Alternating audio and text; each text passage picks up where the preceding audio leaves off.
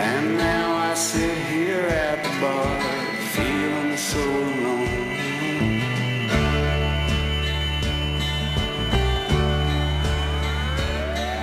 I've read all of the books I had and walked the planet round, but still the thing I'm looking for refuses to be found, except this clanging deep grip. Oh, I am such a fool, a man who wanted quiet, so he went up to the moon. But now this precious solitude I once thought so sublime has changed my sense of what is real and what is in my mind.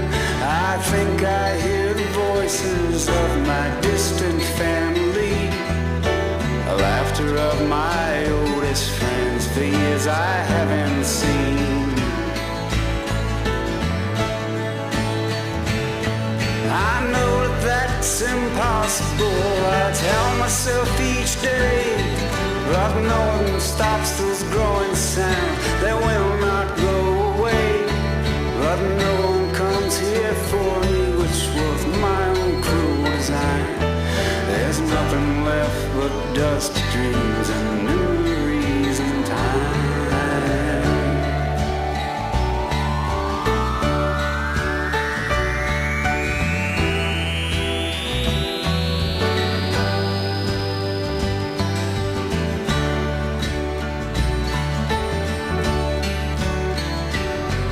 Hello, how are you? I heard you're on the moon. Tell us why you went up there, it's very strange of you. Now we all know that you're the kind of person who must find the things that keep you up at night and occupy your mind. But tell me, do you think that you can do it all alone? The answer must be no, or else you wouldn't even fold. Why don't you come down to earth? You know that we miss you. It's been so long since you've been gone up there on the moon. Up there on the moon. Up there on the moon. Up there on the moon.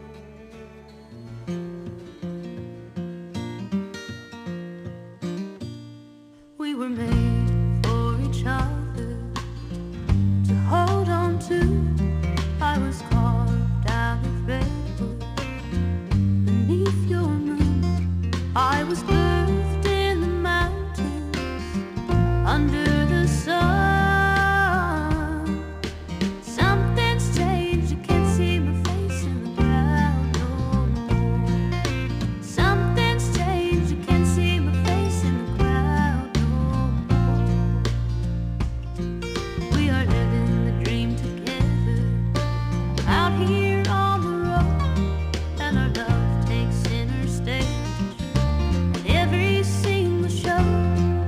But lately you've been distant, and I don't know what for. Something's changed, you can't see my face in the crowd no more. Something's changed, you can't see my face in the crowd no more.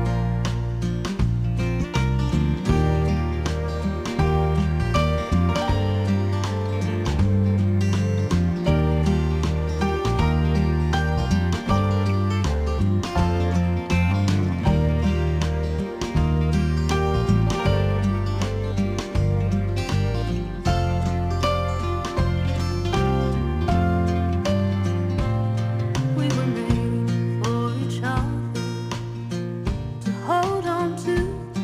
I was carved out of redwood beneath your moon. I was birthed in the mountains under the sun. Something's changed, you can't see my face in the crowd no more. Something's changed, you can't see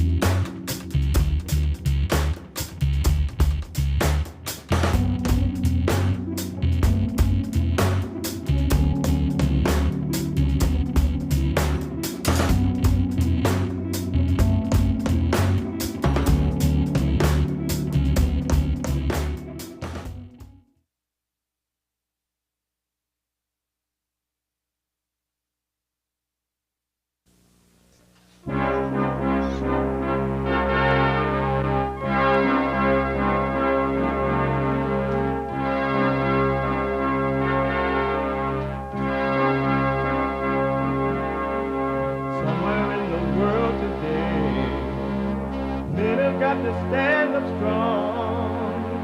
Think the truth about themselves to understand what went wrong. I know we can find a way. I know we can find a way. I know we can find a way to stand up, stand up, stand up.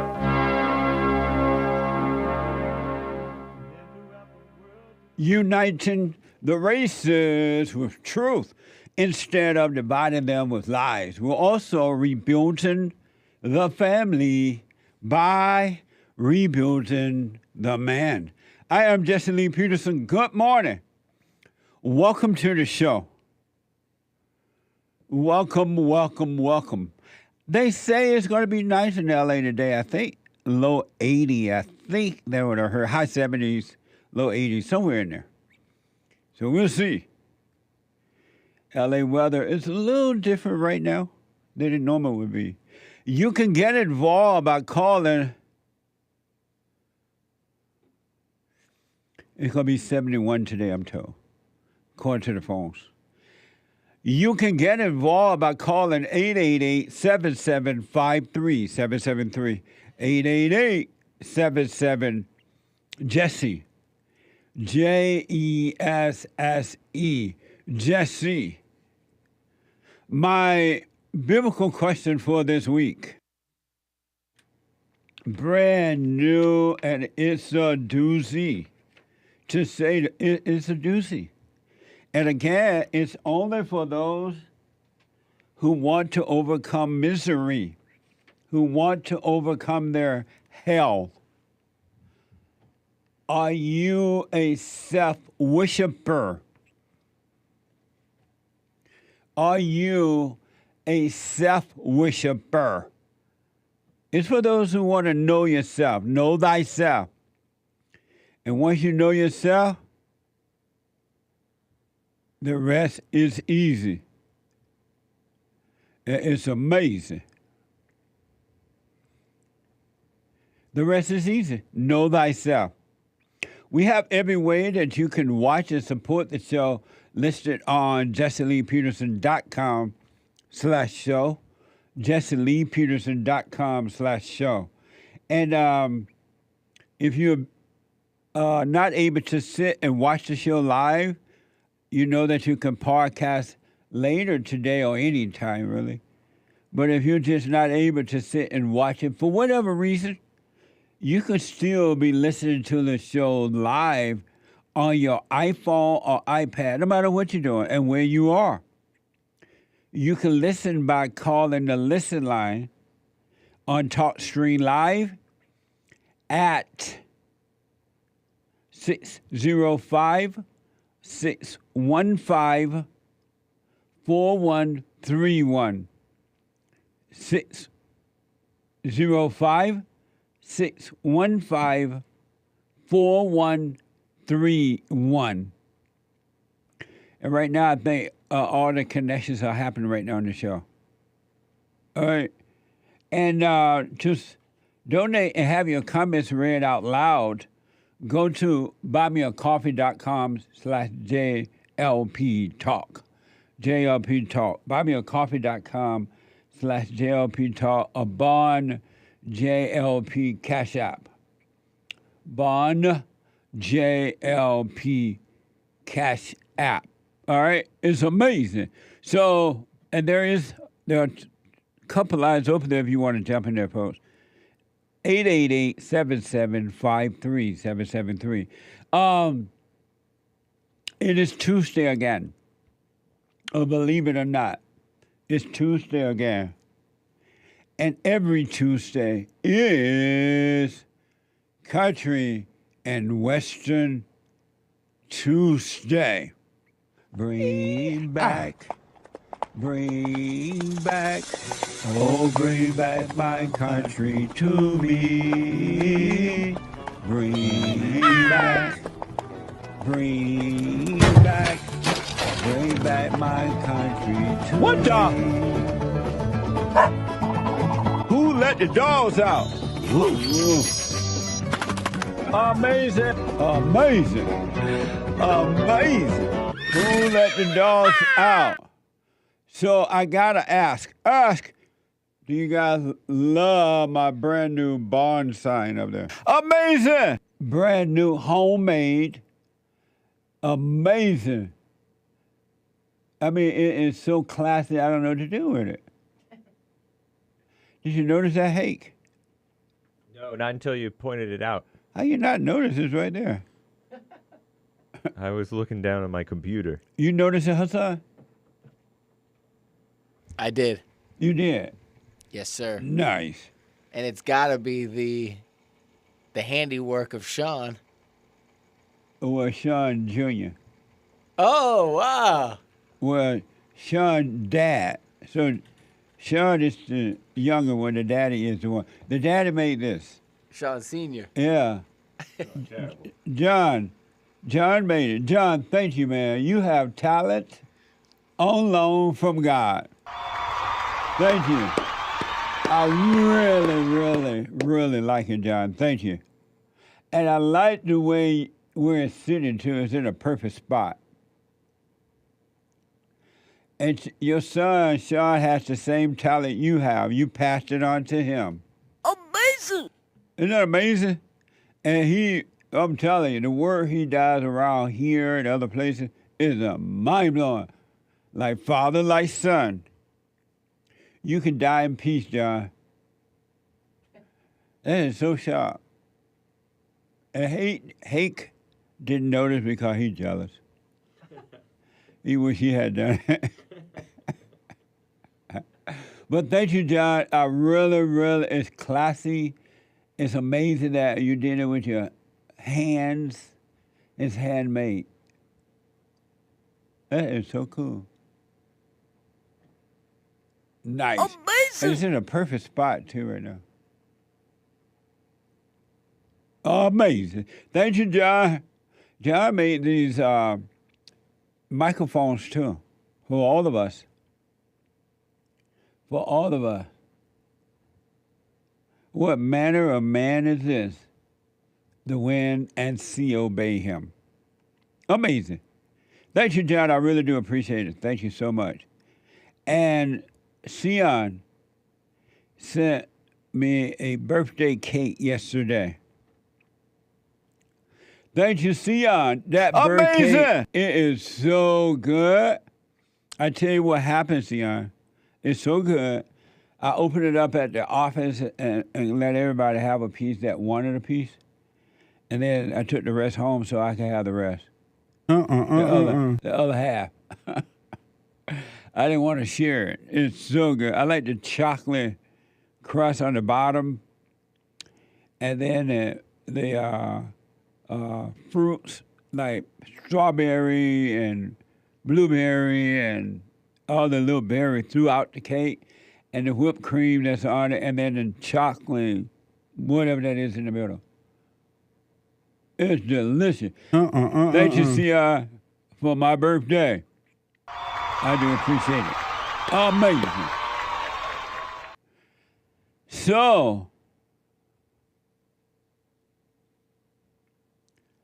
Joe Biden spoke to Morehouse College graduates over the weekend, I guess, and talk about pandering.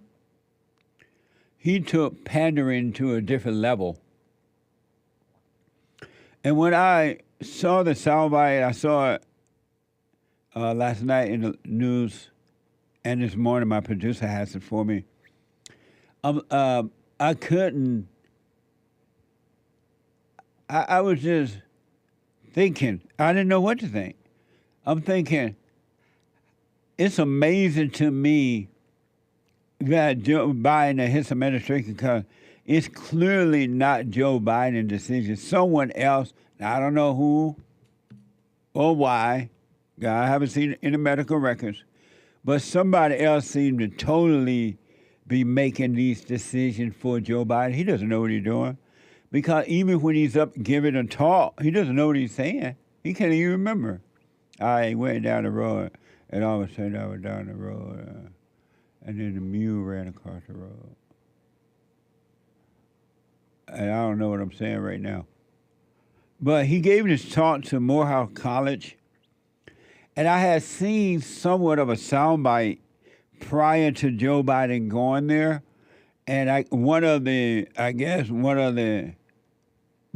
operators of the college were saying that they were not going to allow no one to boo Joe Biden. They were not going to allow any protests inside the building or something like that. I don't have the other word. But they were making sure that Joe Biden, or trying to make sure that Joe Biden didn't get any protests at that black college, because there had been a news report that some of the black kids didn't want Joe Biden to go there. They were protesting it. And they don't want that kind of stuff to be seen. But apparently there was some protest anyway. But the things that Joe Biden was saying to those blacks about they're not being loved by America, there's all of the buzzwords that they've been using for the last 70 years to control the blacks. It was mind-blowing to see that in 2024. They were pandering like 90 going north, desperate for the black vote, because that's all it's all about. And when they were saying that something like Americans didn't love you because you're black, they don't love you, they won't give you opportunity, all that kind of stuff. And that was it. Well, at least Joe Biden is right about that. The Democrat has proven, and that includes the black so-called leadership Democrat, they're proven for the last 70 years that they do not love the blacks. They don't care about the blacks. They just care about the votes. And now that the blacks are starting to pull away in some way and measure, they don't know how to handle that. What shall we do? Let's go back to the old lies about racism and all this crap. I want to give you an example of what is called pandering like I've never seen before. This is from Rough Draft Atlanta and New York Post. Joe Biden addresses Morehouse College graduate, urging them to fight for freedom and democracy. And several Morehouse College students turned their backs on Biden. Watch this from Fox and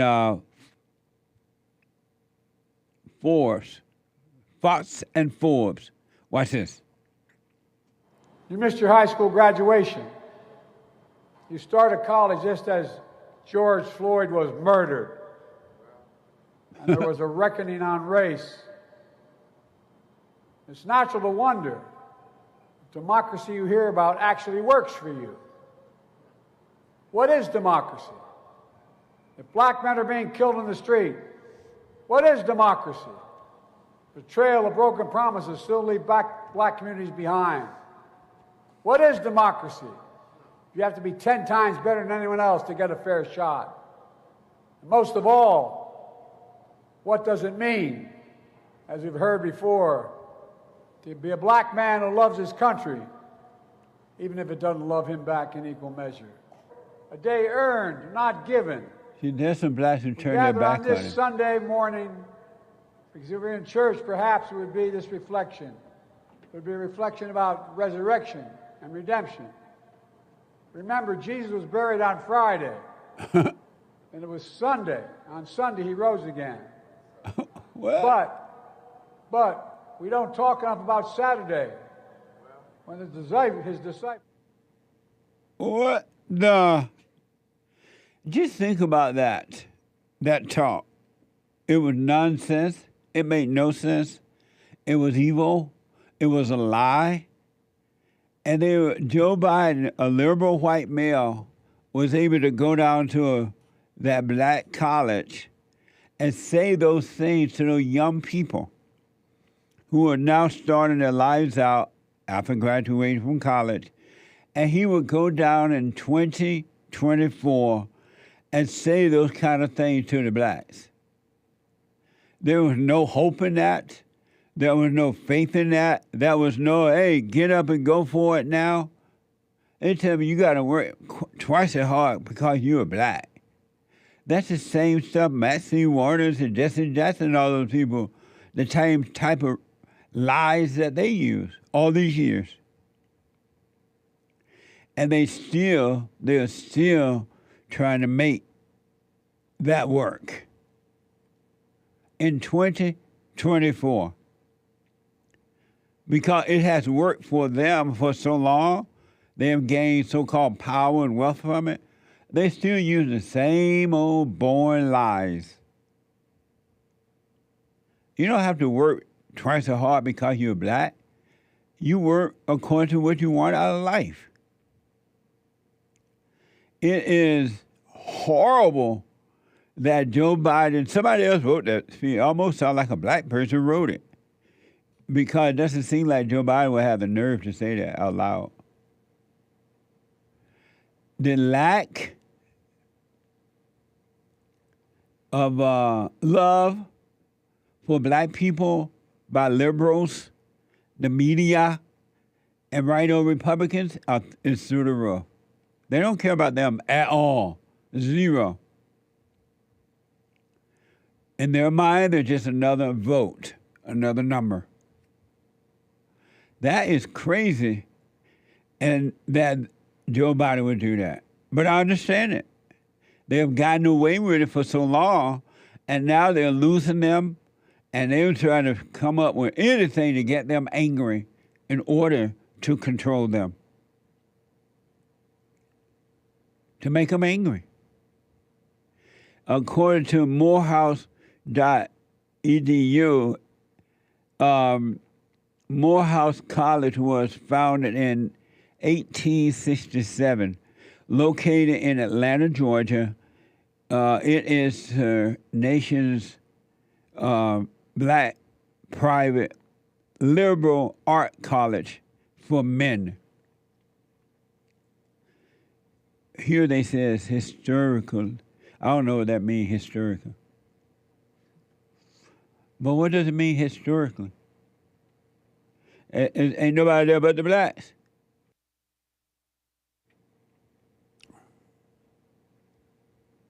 So Sean just explained to me what historical means, only black. So are the white college historically too? No, you're not allowed to say historically white. Can I say something? Yeah, you're not allowed to say historically white? Right. Are you serious? Are you serious? Not like officially not allowed, but you never hear anyone say historically Uh-uh. college. That's why I've always wondered, why do they say historical? This is Sean, my producer. I always wonder, why do they say historical black college, Right. but they don't say historical white college when there are colleges that's been around longer than Yes, the black ones. special treatment, like just like they're allowed to have all black dorms, on college campuses, but as soon as you make an all white dorm, Jesse's in my face. You literally cannot say historically white college. Right, that's a no-no. Are you serious? Yep. And another thing about his speech there, we've covered this in the past, but it's called anaphora. The afro? An afro. Anaphora is where he goes, what does democracy mean if you can't do this? What does democracy mean if you can't do this? He starts the same, it's that hypnotizing way of speaking. Yeah. A lot of black, I have a dream. I have a dream. I have a dream. They repeat, you see it all over the place. And it's that brainwashing, sort of hypnotizing. And he, like you said, someone else obviously wrote his speech. I don't believe Joe Biden wrote that speech. Yeah, No. no. It sounds like a black person wrote that. No, he hasn't. He's never written anything. He hasn't written anything in the past 20 years, allegedly. But you see, it's amazing to see how much more work Trump puts in than Biden. Yeah. Trump's out there on the campaign trail doing 2-hour speeches off teleprompter and press conferences and everything. But, in the debate, people will see the clear difference. Also, I've heard a report that Trump is going to now be going down, while in New York there, he's going to go down to the inner city part of New York as well. and Good. talk to the folks. Right. He was considering doing a rally at Madison Square Garden. Yeah. He going to the hood. Right. We've been talking about that for a while. I said during George Bush time in the White House. You remember him? Kind of. George Bush. Where's I George voted for him in 3rd grade. Bush? So you don't really remember George Bush, huh? Not really. I mean, I was in 3rd grade when Wow. 9/11 happened. So Whoa! So does 9/11 and the name George Bush sound like Theodore Teddy Roosevelt or somebody like it's been so long? right. It might as well be Abraham Lincoln. Abraham Lincoln. Wow! Yeah. In 3rd grade, we had like they allowed the kids to put in their ballots, a fake sort of voting system in Right. 3rd grade, and I voted for Bush, just Yeah. because I knew my parents were. Yeah, I voted for him too. But Since then, I've learned he's. when he was president or running for it, I said that he should. And Bill Clinton was going out into the hood, talking to the blacks in the black churches and everywhere. I said, George Bush, Republicans need to start going and talk and confronting the blacks as well. Right. Even if the blacks are mad at them, at least go and talk to them and answer questions they might have. But Republicans were afraid or didn't want to or didn't do it. Yeah. I wonder if that's because they thought they were going to say the wrong thing or have the wrong answers, or if they literally felt like for their physical safety they didn't want to do that. Yeah. But They Trump, won't do Trump that. wouldn't have an issue with that. Not at all. I'm sure he will before. And they're going to love him. Yeah. Oh, they're going to love him. Sure. So George Bush is the one that caught Saddam Hussein. Real comment for you. He said that out, but you were in 3rd grade. You won't remember that. No. That's amazing. You were in the 3rd grade when that happened. Yep, I was in gym class, and they announced over the speaker, we're going to have a half a day today. We had an attack in New York City, so everyone can go home. And I went home and I watched the replays on the TV over and over again. And so, as a 3rd grader, what were you thinking about that when they I was thinking, showed what had happened? I was thinking, sweet, I don't have to go to school for the rest of the. That what you were thinking? Yeah, I didn't know. I believe that. I didn't know what was going on. But my dad was in the city, so I was thinking about, is he going to be able to get back home? I think he ended up being stuck in the city for like a day or two. Oh yeah. Yeah, because He was a firefighter. no, he was doing what he does. Oh, he's his working work. on Broadway shows, but Oh. but it happened. He was on like 48th Street, and this happened all the way downtown at the World Trade Center. So Yeah. he wasn't really close to it. All right. But yeah, he ended up being, I think, stuck in the city for at least a day or two. Last thing about this, what did Joe Biden mean when he said that America, something like that, America don't love y'all? Yeah. He meant, well, this is my speculation, but he also said something like, what does democracy mean when you have to try 10 times as hard just to get to the Yeah. same place?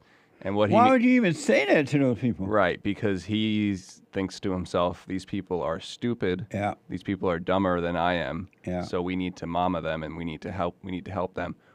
He's also saying that I hate these people. Yeah. And we need to keep them down by making them believe that they have to try twice as hard. Because it's just like the talk that black parents give their kids. They say those same things. You're going to have to try twice as hard just to get to the same place as other people. And the kids go, okay, then why try at all? Right. Why do anything?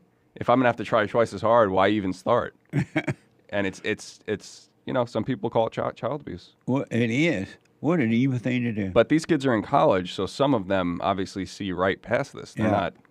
These aren't kids he's talking to. These are adults. So some of those blacks who were turning their backs on Biden, were they doing it because of Palestine, or were they doing it because they sick of the Democrats? That's a good question. I don't know. Oh, I wish we okay. did know. I wish they Yeah. interviewed them to find out. But it could be either one. Yeah. It could be either one. I don't know if there's any conservatives in the crowd, but if those kids were turning their back and they happen to be more conservative, Yeah. it's probably because of just Biden's past, and they know that he's If there is such a thing as racism, he's the guy. I'm telling you. What a mess. Thank you, Sean. You're welcome. I appreciate it. What a mess. If ever we needed you, Lord, we need you now. It is a mess, and it's getting worse. It's going to get worse. It is a spiritual battle. And you don't have to. I recommend that, but do what you want, that at some point you got to say, no, I'm going to work on my life. I'm not going to be afraid. I'm not going to live in fear. In spite of what's happening in the world around you through other people, you don't have to be afraid. You don't have to have fear. Just imagine this, that you don't have to fear death. Death is even an illusion. Have no fear so you can be free. You can be free in this screwed up, messed up, evil world. People are evil. Human beings are evil. Human beings are evil.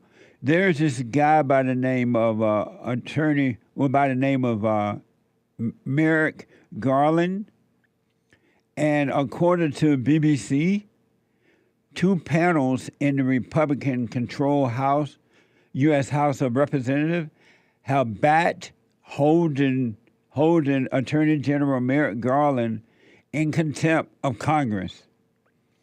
Republicans had demanded the release of audio tapes from a probe of Biden's handling of classified documents. Watch this from ABC. President Biden tonight exerting executive privilege to block the release of audio recordings of his interview with special counsel Robert Hur about the president's handling of classified documents. Tonight, the White House says the transcripts are already out. The audio is not necessary. And tonight, Attorney General Merrick Garland under fire from Republicans on this. So let's get right to Mary Bruce.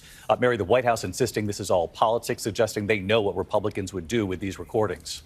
The White House is accusing Republicans of seeking to manipulate the tapes for political gain after the special counsel described the president as a, quote, elderly man with a poor memory. David, as you note, the full interview transcripts are already out there, and the special counsel declined to bring charges against the president. But Biden is now using this privilege, something Donald Trump did as well, at the request of his Attorney General Merrick Garland, who is also warning that politics is at play here and cautions that releasing the audio could have lasting impacts on future investigations. But David, Republicans are not dropping this. They are now trying to hold the Attorney General in contempt for refusing to turn over these tapes. Amazing. And so I asked my producer this morning, well, what does that mean? He's been held in contempt. It really doesn't mean anything. Other attorney generals have been held in contempt and nothing happened. It's just a word. Republicans are not doing anything. If I want to see the Republican build the wall, bring back jobs, do real stuff instead of always in some hearing. That's all they ever do. And then they come out and talk about that like we're supposed to be happy with that. 888-7753. 773. When I come back, your phone calls and super chats. Back in a moment.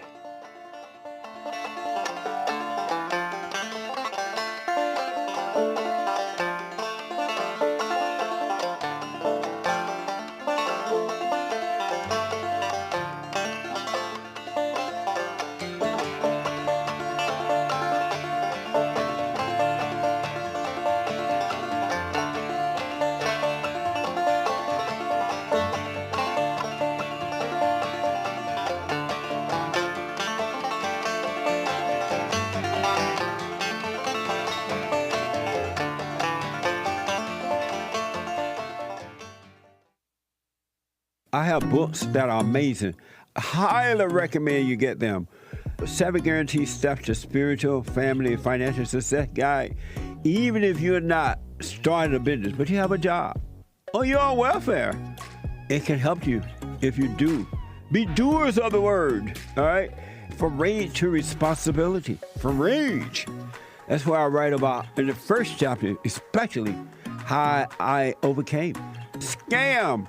How the black leadership exploits black Americans. They are using them, and blacks are too willing to be used.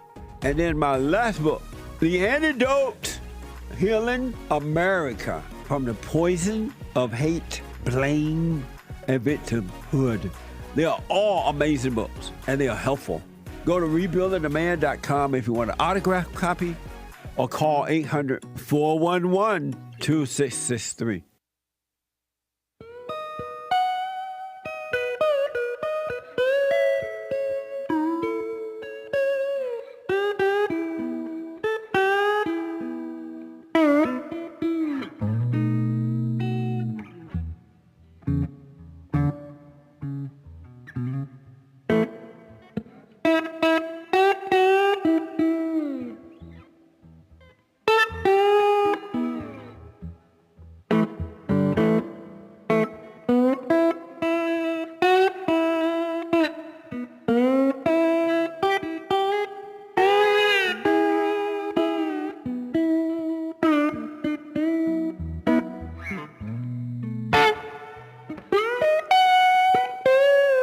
Okay, welcome back. There are a couple lines over you want to jump in there. 888-7753. 773. 888-77 Jesse. We're going to get to your super chats as well. Quick announcements. The Hake Report is coming up. TheHakeReport.com at 9 a.m. Pacific time, Monday through Friday. And James Hake is on fire. The guy with the good hair. And after the Hake Report, Joel Friday TV. Joel Friday TV. Mending relationships, all in the name of Jesus. At 11 a.m. Monday through Thursday. You can also podcast the shows as well. And then after Joel Friday TV, the American Anchor Baby. Energy. A genius given to him by God. The American Anchor Baby. And he's here from Monday through Thursdays at 12 noon and on Fridays at 4 p.m. Check out his ride. He's flying high in the skies. Every Friday, the American Anchor Baby. All right? I want to just finish this comment about the Republican. They are holding Merrick Garland in contempt of Congress over a tape. And I'm okay with that. But there's much more that needs to be done. And so far, over the last almost 4 years now, since Biden has been in the White House and the Democrats rule, the Republicans haven't done anything. Zero. They supported Ukraine, sending money over there, did not support shutting the borders down. They're allowing illegal aliens to come in by the drove. I mean, thousands of them now. Drug crime, they agreed to taking the police away. They haven't done anything. Have you noticed that? But they love to hold meetings. They love to hold contempt.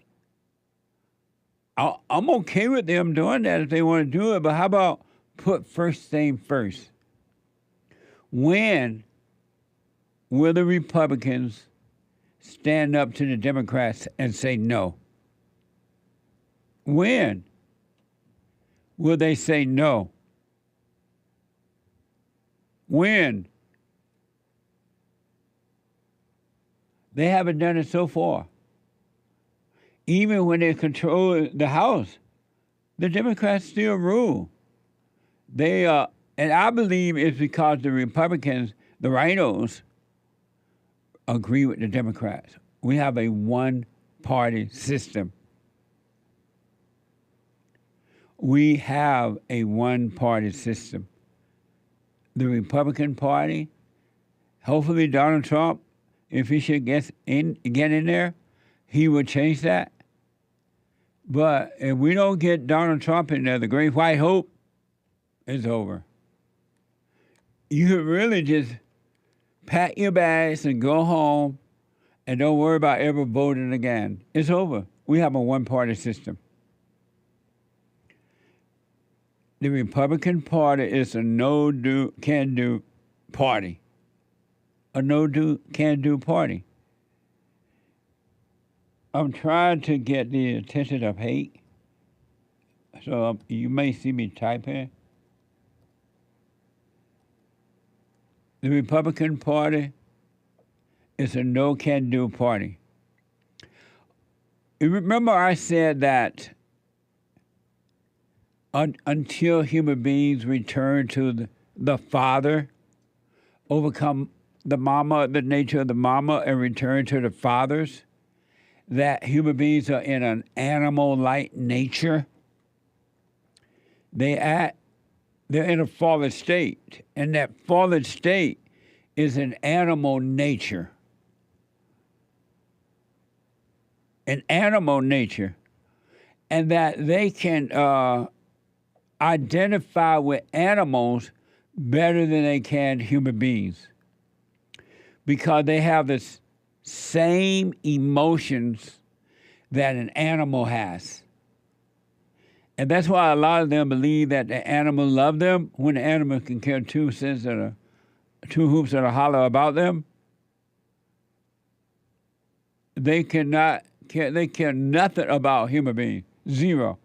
But the human being feel the fake animal love, which is fake, it's not love. And they think they kiss and smooch all over the dogs and cats and alligators and everything, because they truly, and they put clothes on the dogs and everything, because they truly feel that the animal, that they think that the animal is feeling real love because they feel animal love, fake love, hate love. And it's everywhere now. They identify more with animals than they do with human beings. They cannot relate to human beings because they have no love. Well, I have proof now. I literally have proof. I was like, what the? They're saying this out loud now. And I got proof. I have proof about the animal nature.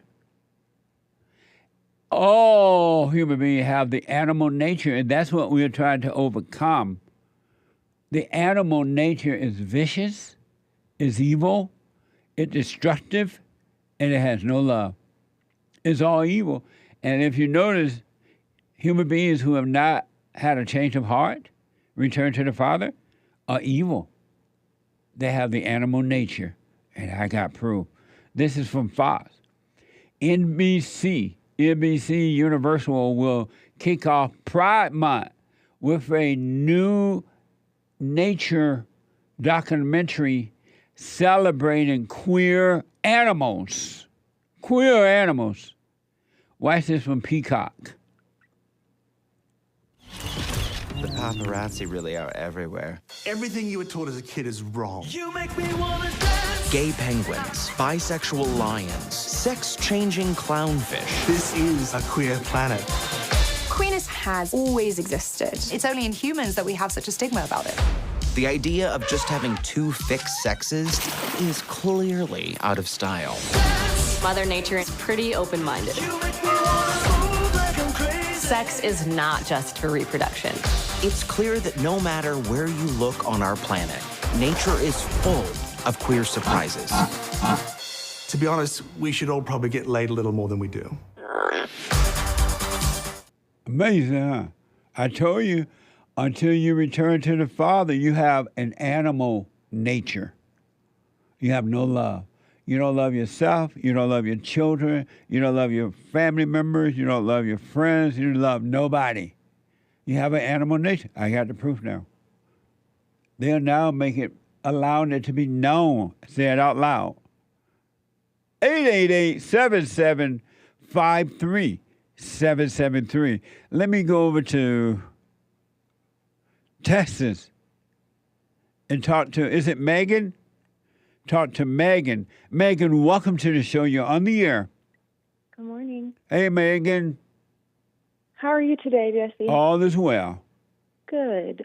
So I just had a quick question. Something I've been kind of, I guess it's been on my heart lately is about God's will for us. And I guess my question is, how do you know when something is God's will as opposed to our own? Well, God's will for you and all people is that you should overcome your fallen nature. His will is that you overcome evil. Right. So in, I guess in the sense of maybe more practical things like, a new job or moving or things like that, like how do you know when it's God's will and we're not holding on to our own wants? I don't understand that question. Well, so like if I was to apply for a new job and potentially think about relocating or moving or things like that, how do I know that that's not me wanting, either to get away from something or to, strive towards something that I want that I shouldn't be wanting, I should want for not, how do I know when it's God's will for me? So you don't, and I want to understand, so you're saying you don't know when you want a new job or want a new place to live or a different place to live. You don't know that on your own. You think God care about that? I don't know if God cares about it so much. I just don't want to be making my decisions based off of wants and emotions that I haven't yet overcome. But what does that have to do with wanting a new job or a new place to live? I guess because it could be seen or thought of as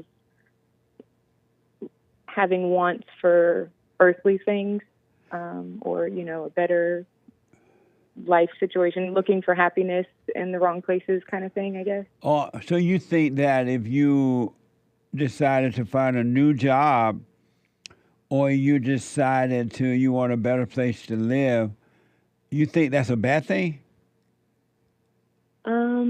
I don't necessarily think it's a bad thing to look for that or search for that, especially. But why is it a question then? I mean, why would you think God would spend 1 minute thinking about that? I don't know how that connects to God. That's what I'm saying. Yeah, I think it's just not so much the new job, because I understand practically, if you're not making enough money to support yourself or, things like that, I understand practically, I look for a new job. But if it's a sense of just looking for something to try to find, some sort of happiness in it, like say, I'm not happy at my job, so I'm applying for another one, isn't there something there that I'm holding on to, looking for happiness in my job as opposed to looking for it in Christ? Okay, let me break it down. So let's say you're at your job, your job. Mm-hmm. You're saying that if you're unhappy at work and you try to move to a new job, that's a bad thing? I think it's not a bad thing, but if it's for the wrong reasons, it could be a bad thing. And what not would even be a bad thing. What would be the wrong reason? Irritating. What would be the wrong reason? Like if I was looking to get something out of the new job, maybe. Like more money? No, like a sense of more emotional, like a sense of comfort or happiness, or something maybe more emotional. Oh, I see. If you're unhappy at your job because it doesn't make you feel good, or you don't like the other employees, yeah, you're saying that is it wrong for you to run from that and find a new job? Yeah, like how do you know when it's God's will to kind of sit in it and suffer, or go ahead and look for a new job? I don't think you need to be thinking about God's will for you to sit in and suffer, because God is not wanting you to suffer, period. He's not about your suffering at all. I just think you need to pay attention to yourself, being aware of yourself. And if you, let's say you're at a job and you're grumpy and you don't like the employees and it's too hot in the studio or something, and you wanna move because you're grumpy, that's not a good reason to move. It would be best for you to overcome the grumpiness or being grumpy, and then if you want to move on. But I wouldn't move if I'm grumpy, because you're just going to go somewhere else and be grumpy again. But you don't need to think about God's will in that. God does not care about that. Okay.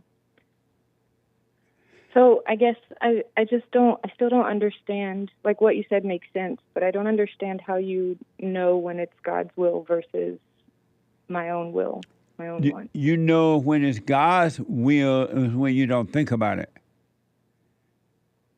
When you're not thinking about God's will, then you will know God's will. But when you think about God's will, then you will never know God's will. I see. Because in God, the only thing you need to come back to is the present, the consciousness of God, the mind of God. And everything other than that, you're just thinking about God, and really you're just worshiping the devil. You can't figure out God's will. You can only live in the present and be aware, observe God's will, let it be done. But you can't, and I kind of get what you're saying now. You've been listening to those dumb preachers and dumb churches that tell you, oh, you need to know God's will before you can get a new job, or you need God's will for this and that. So every move you're trying to make, you're thinking about God's will. Yeah. And thinking about God's will is just a thought. And a thought is just a thought with no meanings at all. There are no solution in thinking. Zero solution in thinking. And that's why God doesn't want you into thinking. He doesn't want you to think. He wants you to live.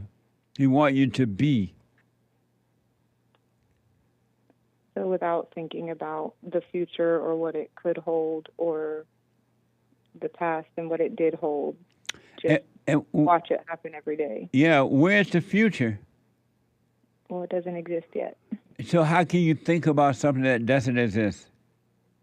Well, I think that's the emotional part of it, where you think about what you want to exist or what would make your life better or easier or But how can you think about the future that never will, never has, cannot, ain't going to ever exist? Why would you think about that?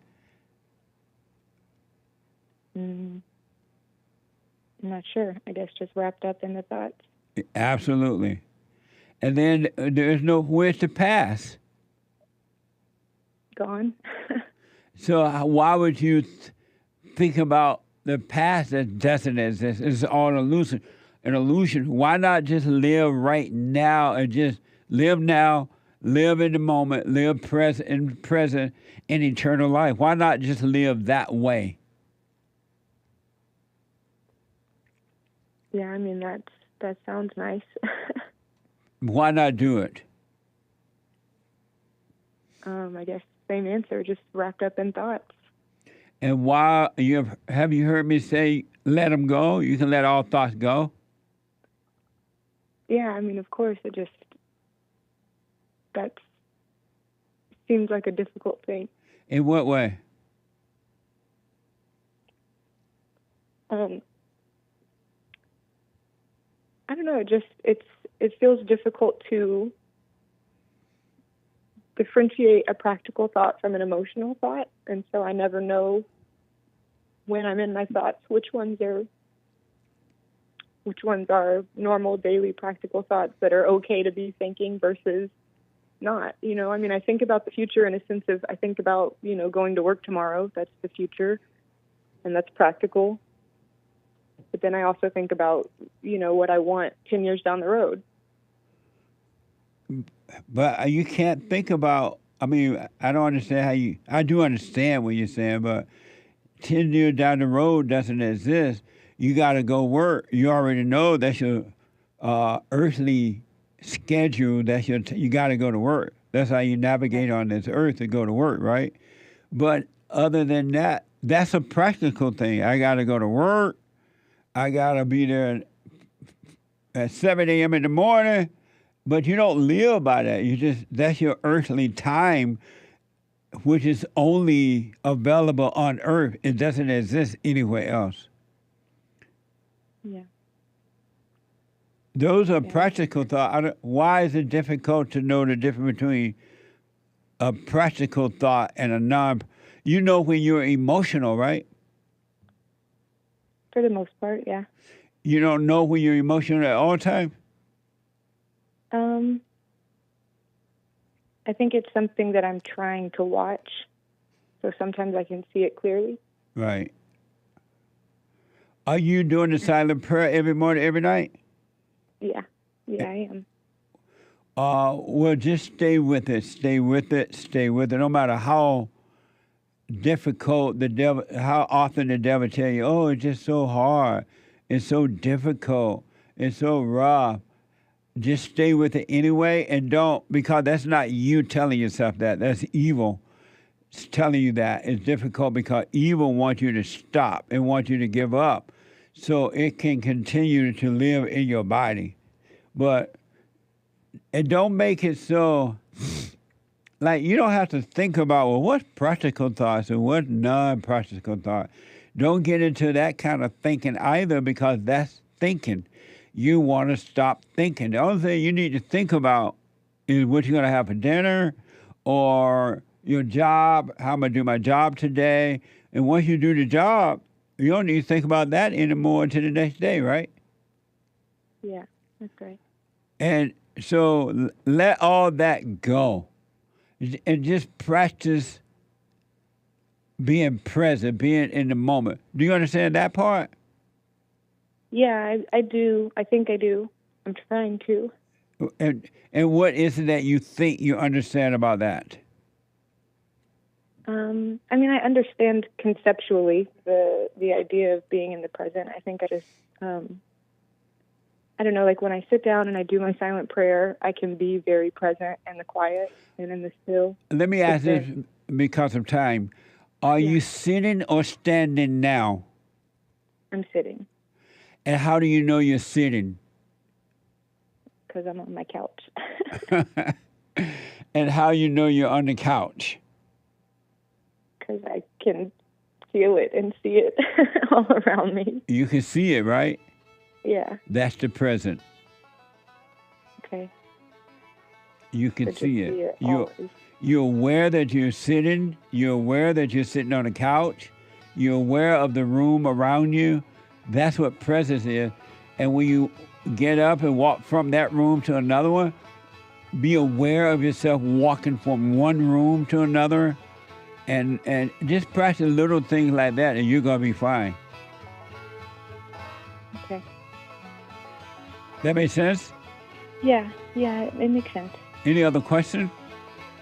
No, that was it for you. Call me again, Megan. Good talking to you. I will, thank you. You're welcome. Let me take a break. When I come back, straight to your calls and your super chats. Hake coming in with the hate news, not the fake news. I'll be back. I recommend you get a copy of my book, From Rage to Responsibility. I write about how the spirit of anger was taken away from me 29 years ago. I forgave my mother who tried to turn me away from my father, and I returned to my father, and through him, my father on earth, and through him, I was able to return to God. No man or woman can return to God unless you go through the Son. And men are sons of God. There may be weak, pathetic examples of it, but it's the spiritual order of life. God in Christ, Christ in man, man over woman, and woman over children. So get From Rage to Responsibility. I write about that. Go to my website, rebuildingtheman.com, for an autographed copy, or call 800-411-BOND. And donate to my nonprofit, Bond, the Brotherhood Organization of a New Destiny.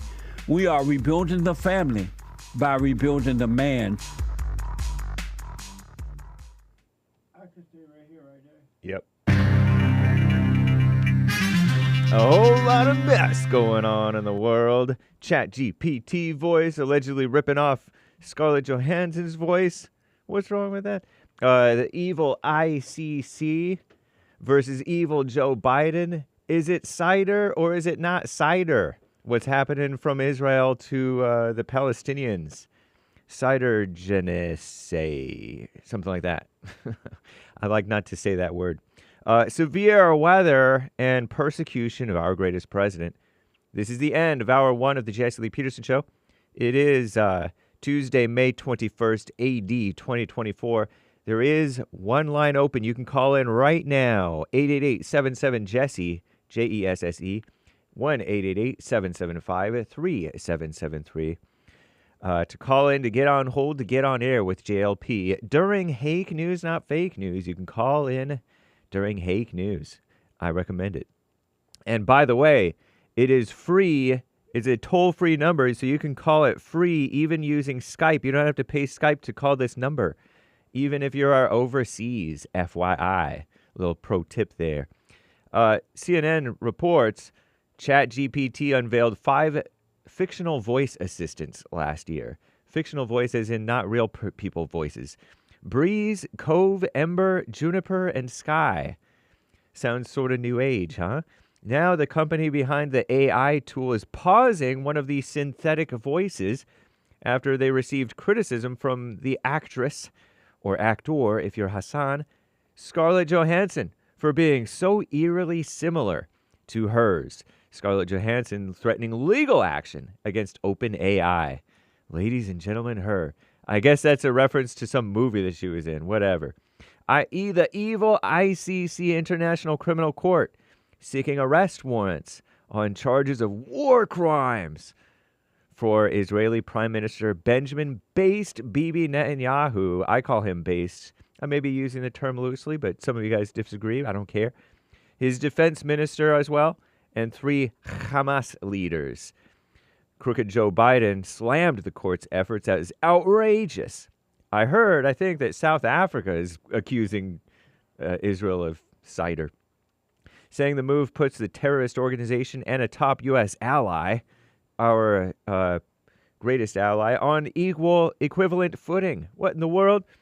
The ICC, if they are to grant an arrest warrant for Netanyahu and his defense minister, the decision would make it extremely difficult for them to travel to any of the 124 countries that are party to the court's so-called laws, the International Criminal Court's so-called laws, including top U.S. allies such as Britain, which is England, the UK, and Germany.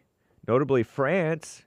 Evil France on Monday broke away from the Western allies, including the United States, the UK, and Italy, to express support for the evil ICC. What's up with you, France? What a mess. Severe weather in the United States. More than 22 million people in the Midwest under severe weather alerts today. Relentless storm system ripping through the region.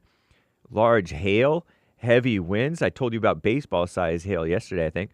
Heavy winds and a few tornadoes are possible, forecasts show. The biggest area of concern concentrated in much of Iowa. Beautiful Iowa.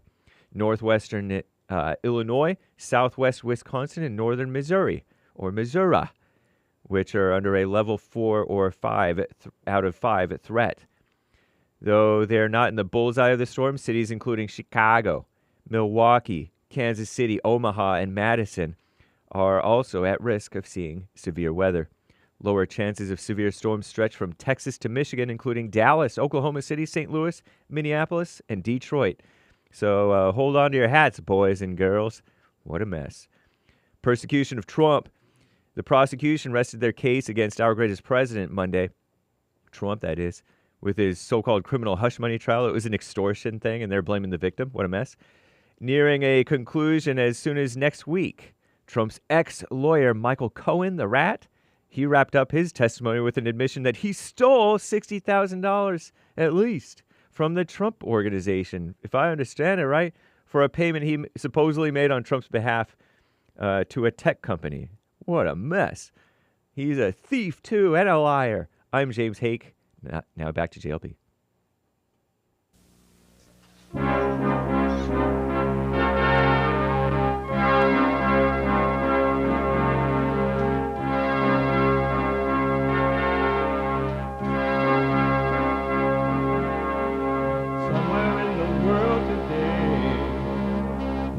got to stand up strong.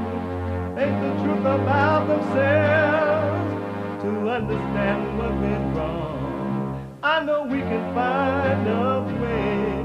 I know we can find a way. I know we can find a way to stand up, stand up, stand up.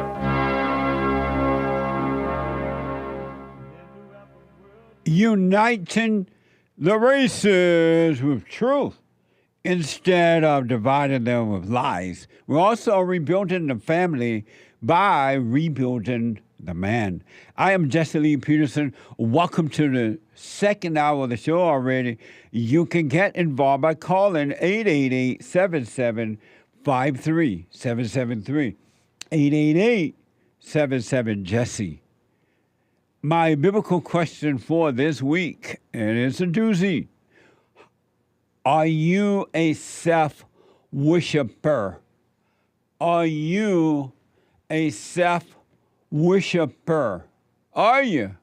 Is you a self-worshiper? You can listen to the show if you're busy this morning, laying up at a beach, or doing whatever you're doing. Truck driver, hey, truck drivers. We get a lot of truck drivers listening to the show. You can be listening on your iPhone or iPad by calling the listen line at 605-615-4131. 605-615-4131. I have to remember that. I'm getting and starting to remember. To donate, and we are going to get to your super chats here. To donate and have your comments read out loud, go to buymeacoffee.com/JLP Talk. Buymeacoffee.com/JLP Talk, or Bond Cash App on Bond Cash App JLP, something like that. Bond JLP Cash App. Bond JLP Cash App. All right? It is Tuesday, second hour of the show already.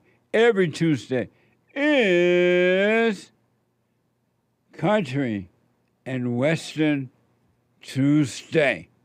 Bring back, oh, bring back my country to me. Bring back my country to What me. the? Who let the dogs out? Amazing. Who let the dogs out? 888-77-JESSE. Let me go to Luke out of Minnesota. Luke. Hello. Welcome to the show. Yeah, You're hello. on the air, Luke. Wow. Well, thanks for having me. First-time caller, short-time listener. I've always Oh, been you're a listening. first-time caller? Yeah, absolutely. Well, welcome, man. Nice. Well, thank you so much. You know, it was interesting. My question is about deception. You know, my father passed. He always raised me Christian. So when he passed, he did come to me in a dream, I feel like. And it was so real. And he hugged me and he shot into this white light. It was amazing. He shot into what life? Well, it was interesting. I was having a dream, and I was having a dream where I didn't have my pants on. So then I had to, I went through a door, and I was in my garage, and I was like, hey, I got pants on, and there's my bicycle. So I took my bike down the driveway, I and I see. looked back, and my father was in my garage in my dream, but my father is dead at this point. So I biked back to my dad, and I gave him a hug. And when I was hugging him, I fell through the ground, and he was holding me by my arms, and a big light shined above his head. I don't know if I went up or he went up or I went down, but it was really wild. But before the light came, when I was hugging him, he told me it was okay. So I think that my father did go to heaven, and I think that my religion is true, and I was able to get a glimpse of this, to be honest. But is there deception involved? I wonder. It's interesting. When you say your religion is what? I think that Christianity is the truth, and I think that my father went to heaven, and he was able to communicate that to me. Amazing. And this because of the dream that you had?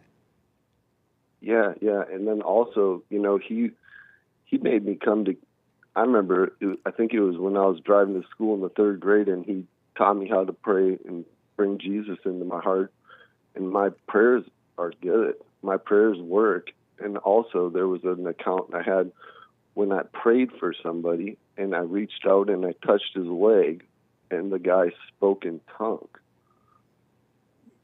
And do you speak in tongue too? No. And unless this guy went to some Pentecostal church or he knew how to pull a really good prank on me, I think that my prayers work. I think I've been able to see that. I think that Christianity is the truth, and I really do think that. I agree with you that Christianity is the best religion on this side of heaven. And that's one of the reasons, not the only, but one of the reasons that it's so hated. And so how old are you now? I'm 38 years old. And so are your prayers still being answered? Yeah, I believe so. Yeah, absolutely. And why do you believe that your prayers are being answered now? Because my health, I had terrible seizure problems. I had clusters of seizures. I lost my license. I had all these terrible problems. I've been through the ringer, so they would say. And I think that it all comes together, and then, you put Christ first, and then your family, and everything falls in order, like dominoes, basically. And who were you closest to growing up, your father or your mother? Oh, my father, 100%. I sound like him on the guitar, my vocals, everything. Nice. Amazing. Yeah. Well, that's good, man. Yeah, I really think that, there's so many religions in the world, there's so many questions people have. But if you find the right religion, which is Christianity, you will absolutely, everything will fall in line like dominoes, like I said. Yeah, and were you raised a Christian? Yeah. You were? Yep. And so do you have anger? I had anger. When I was younger. I feel like in my 20s, my terrible 20s, they were anger-filled. And I think my anger is something I've been able to deal with. So it's interesting. I couldn't deal with it without prayer, to be honest. And do you have anger? I don't harbor any anger anymore. No. So do you have anger? No, Jesse, I don't think I do have anger. So you never get angry? Yeah, I get angry at I suppose that there's still a lot of need for prayer in my life, I'm every sorry? Day I could spend every day angry, or I could spend every day praying. So you still get angry at times, right? Sure. And so you do have anger then? Yeah, I suppose I do. And why do you hold on to your anger? That's a good question. I suppose that I hold on to my anger because it's evil, and evil wants to be in you. You said because it's evil? I think that anger comes from a bad place. I think that anger deals with evil, and I think that evil wants to infest you, and so you can't let that happen. And that is true. Why don't you let it go? Why do you hold on to evil when you say that that God is with you too? Why do you hold on to evil? You can't serve two gods. Why not let it go? Can't serve two gods, right? Yeah. Well, I do my best every day to let it go, to be honest. I think that I still have to clutch really close. I just started reading my Bible for the first time in my life, and I'm actually trying to read it, you know. But why are you So holding it's on to interesting. it? How will you enter into the kingdom of heaven if you don't let the anger go? Because you can't enter into the kingdom with anger. How will you enter in to the kingdom of heaven within if you hold on to evil? You know, I think the most evil people in my life are the reasons why I'm the most angry, and those people and those things I've been able to deal with, but I do harbor some resent, and I think that's anger in itself. I think you're probably right. I think I'm working my way up in my Bible to figure all this out. In the end, it's a lot to deal with. Anger is really hard. I'm not sure how to get rid of anger. Do you want to get rid of it? Yeah, absolutely. I want to abolish it. Is your mother still living? Yeah, Go and forgive your mother for what she's done to you. I will do that today. Have you heard me say before to do that? Yeah, absolutely. Why have you done it? It's pretty hard to do, to be honest. I feel like it would be placing a lot of blame, but to be blunt, is something my mother would understand as well. She's no dummy. I don't understand what you're saying. You said you feel like you'd be placing a lot of blame and your mom is no dummy? Well, if I told my mom I'm sorry for everything, she might not understand where I'm coming from. But why? She would understand. She might not tell you she understands, but she would understand. And it doesn't matter if she understands. It doesn't matter if she understands anyway. You're right. Jesse, I'm going to do that today. My mother will come home in about 1 hour, and I will do that today. Are you living with your mother? Yes, I am right now. At 38, why are you living with your mother? I had a bunch of seizures and crazy problems, but I'm working my way out of it. Oh, I see. Well, here's what I recommend. Do what you want, Luke, but I recommend that when she come home, you just say, hey, I've been resenting you all my life. Here's why. And I'm sorry for resenting you. I realize you couldn't help yourself.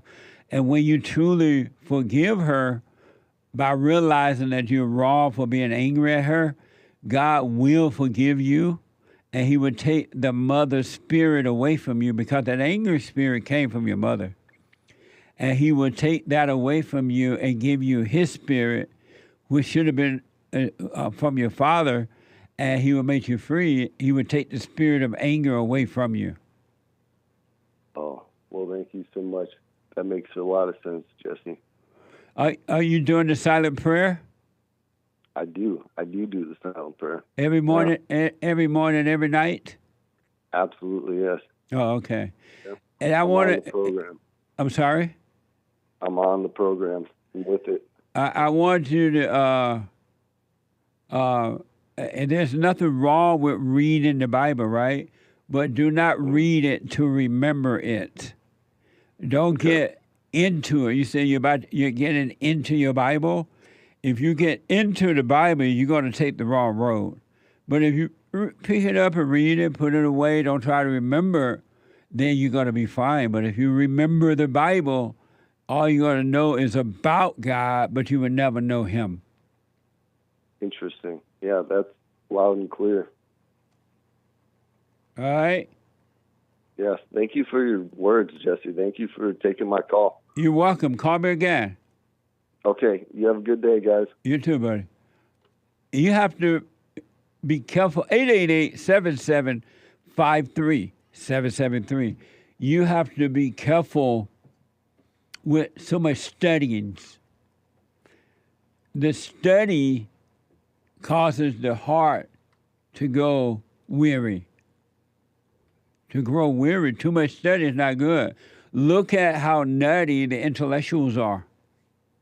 people with all kinds of degrees, and their whole life, false life, is about the number of degrees they have, whether they are preacher degrees or secular degrees and everything, or the Bible thumper that's really, really into the Bible.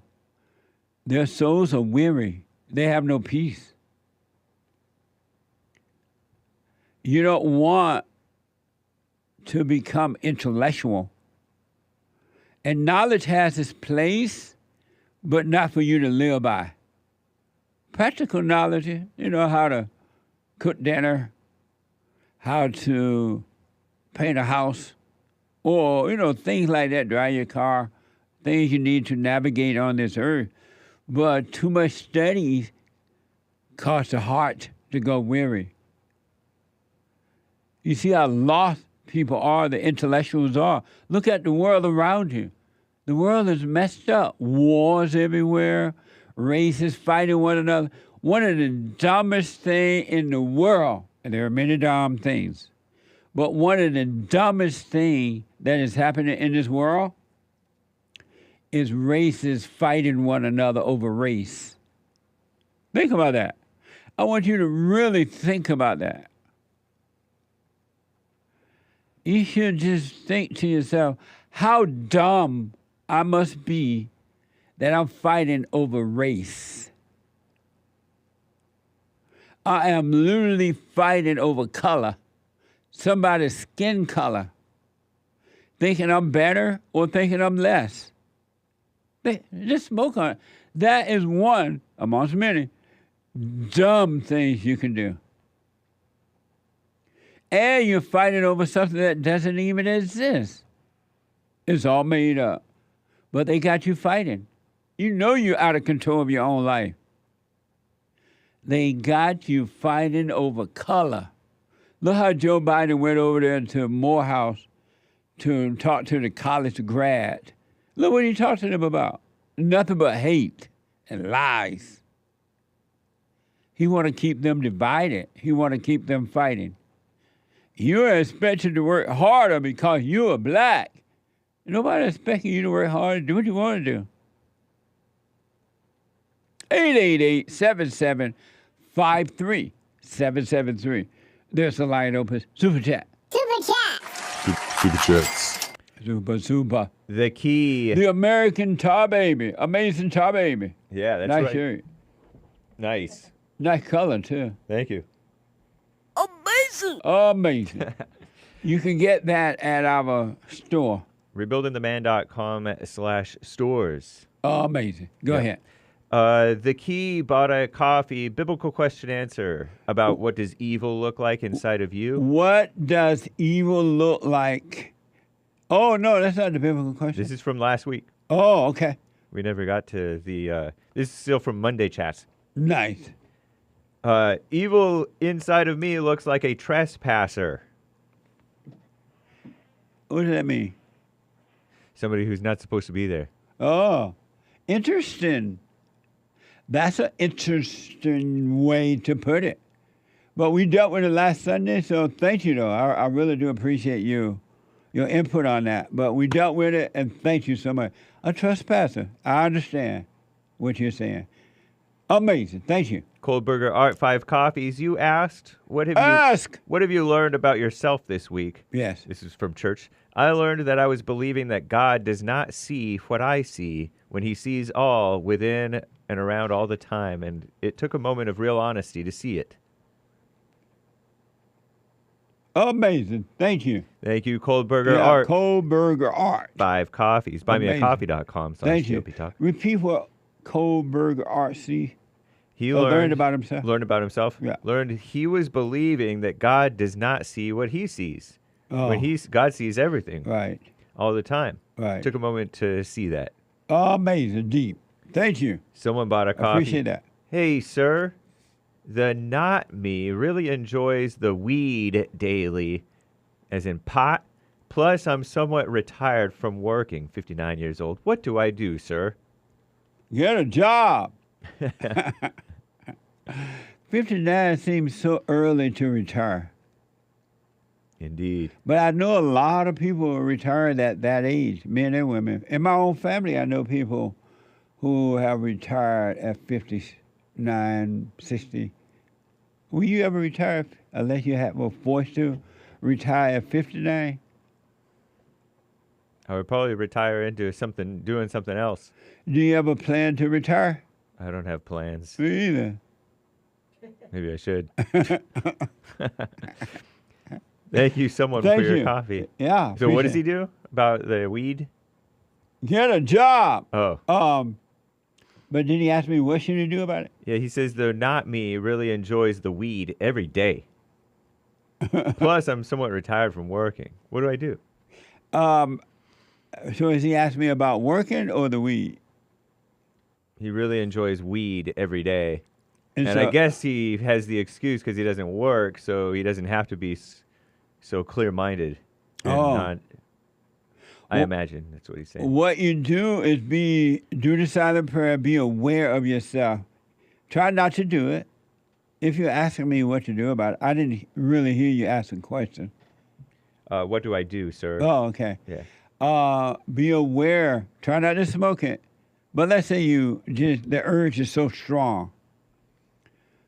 Become aware, be aware of yourself, purchasing it, buying it, put it in the pipe or the paperwork. They don't smoke weed in paper anymore. Right. Like this. I mean, yes, they do. You still Stop it. That's like a, I don't know. That's practically showing drug paraphernalia. Stop it. How's that? You're turning it PG-13. How's that? Because you're showing how to do the drug thing. That's how you roll a cigarette. I don't care. No, nobody rolls cigarettes anymore. Remember when they used to roll cigarettes? I do not. Are you serious? I'm serious. When I was a teenager, that's how they did it. They rolled cigarettes. Yeah. Nowadays. Not weed, cigarettes. Nowadays, they're long pre-rolled. That's amazing. But anyway, be aware of yourself. Rolling it. I can't roll it up now. I've been punished. Oh, you can do it. It's your show. To me, it seems wrong. Really? I like it. Be aware of that. Be aware of that. And be aware of yourself. Can I show lighting up? Yeah, you can do whatever you can do everything. Be aware of yourself lighting it up. Right? And be aware of yourself. The smoke coming out. Be aware of yourself, bring it up to like this. Like this, Hake. Now you're just trying to get me. Be aware. It's the awareness that would change it. The awareness would take away the appetite of it. And we're going to get to all your calls here in a minute. But it's the awareness that would change it. It's the awareness. All right? Don't fight it. Don't worry about it. Try avoid not to do it, of course. But if you gotta be aware. Awareness is everything. Being present is everything. Thank you. Also on Buy Me a Coffee, someone says, thank you so much, Jesse. Hope you come to Toronto, Ontario one day. I would love to meet you. Annie, Keys to Unity. Amazing. Thank you. I hope so. I've been invited, that's for sure. Nick family invited me. I've been invited to speak their events. So we'll see. You never know. But thank you. Someone bought a coffee on last week's biblical question. What does evil look like inside of you? The evil in me looks like knowing the truth, yet still believing the lie. Amazing church service yesterday. It caused me to come out of my thoughts, and I have not been able to do for a little while. Satan had me all caught up. Thank you. Nice. Sunday fellowship, all the fellowship are amazing, but Sunday was deep. If you missed it, don't worry. Go and podcast it.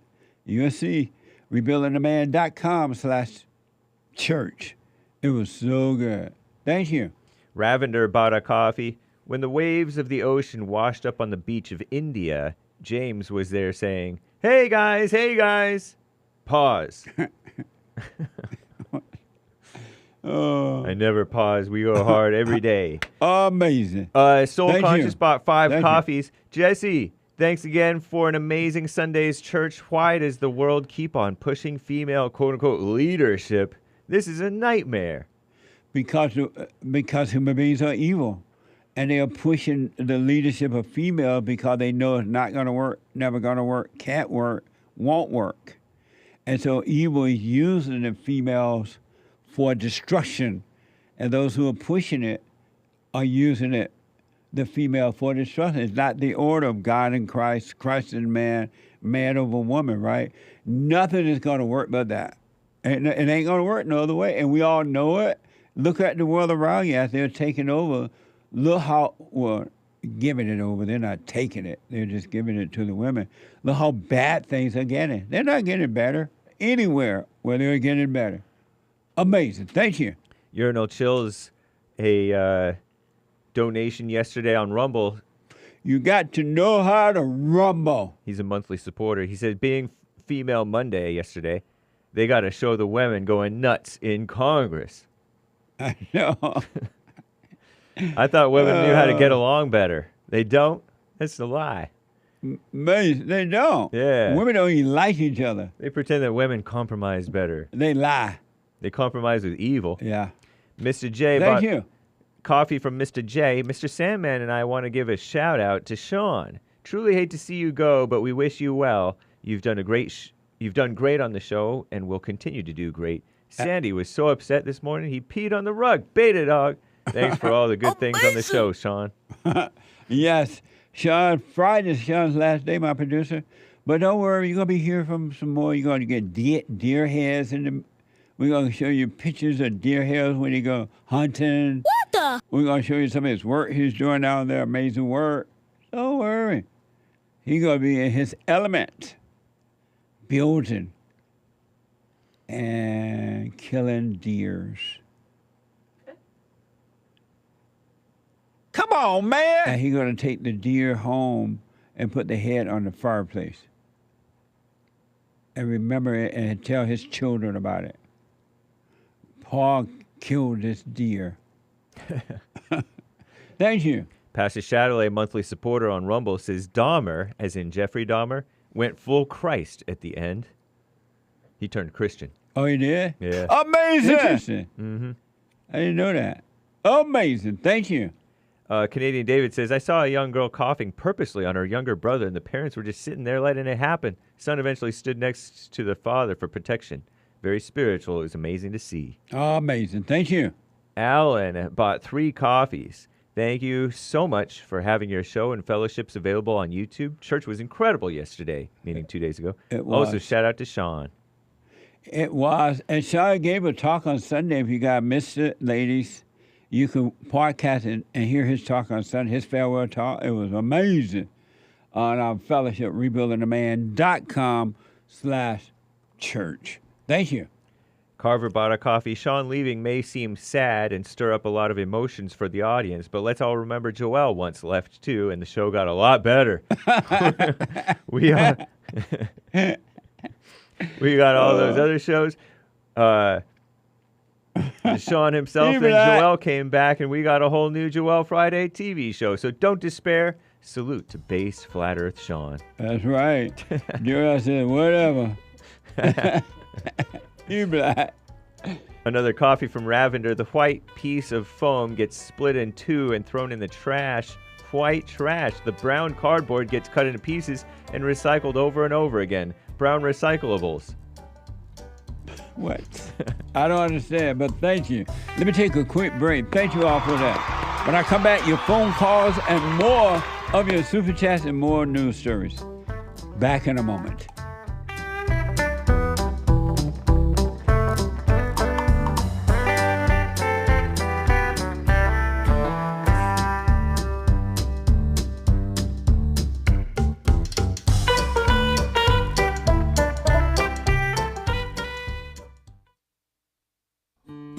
We have a counseling service, and I have to admit, thanks to God, it is the best counseling service on this side of heaven. I counsel with men and women, families, individuals around the world. Most people are unhappy, they're miserable, they have rough lives, they're depressed, suicidal, young and old, of all races. I understand, I know why, and I do understand it. Because exactly what's happening in me is happening with everybody outside of me, inside of them. And I've noticed that with those who really, really, really want to understand, they overcome it just like that, out of one counseling session.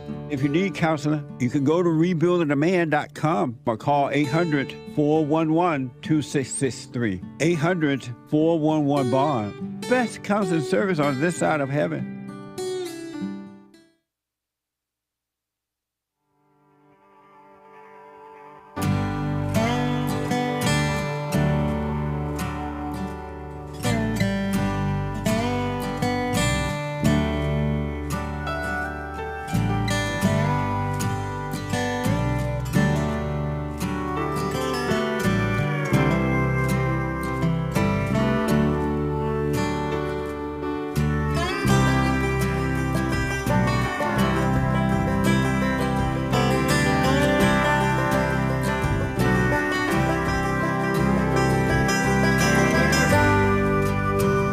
Okay, folks, welcome back. There is a line open if you want to jump in there, and we're going to get to everybody and their mama. A couple announcements for personal shout-outs, and I would do them for you. Go to whatever it is, birthdays, weddings, encouragement, congratulations, whatever. Go to Cameo, CAMEO.com/Jesse Lee Peterson. CAMEO.com/Jesse Lee Peterson, and check out our merch. Amazing merch. The Amazing Tar Baby t-shirt is back. Amazing Tar Baby. Jesse Lee Peterson, Amazing Tar Baby. It was banned at one time. Now it is back. Free at last, free at last. The hats. We have hoodies, mugs, all kinds of good stuff there for you. And a lot of more stuff in the making. Tom like a mug. Tom like a mug. All right? A lot of stuff. Check it out. Rebuildingtheman.com/store. And for counseling, we do counseling. We have the best counseling service on this side of heaven. Individual, family, whatever. And be patient because the counseling is packed. It really is. So if you call in or you request it online, be patient. We will get to you. We will get you in. If somebody cancels, we'll let you know, but we'll get you in. Come hell or high water. By phone, Skype, or walk-in counseling service.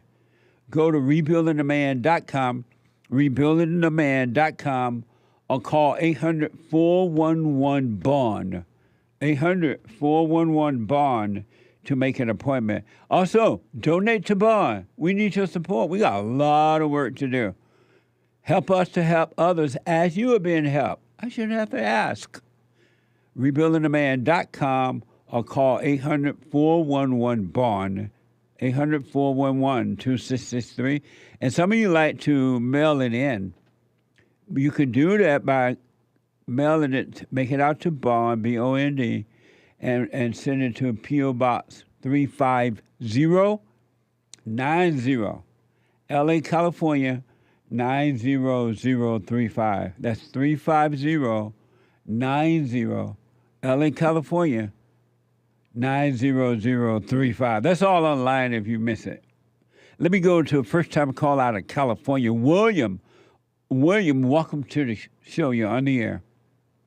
Oh, good morning, Jesse. Hey, William. Thank you for taking my call. Yes, sir. Hey, I just wanted to let you know I've been listening to you now for the last 3 to 4 weeks. I am a 58-year-old veteran from the Air Force, and I just wanted to confirm that you were right about everything so far. And so it's had an amazing effect on my relationship with my great-nephew I'm raising, who's 15 years old. It was like when I decided to let the anger go, forgive my mom, who's in heaven,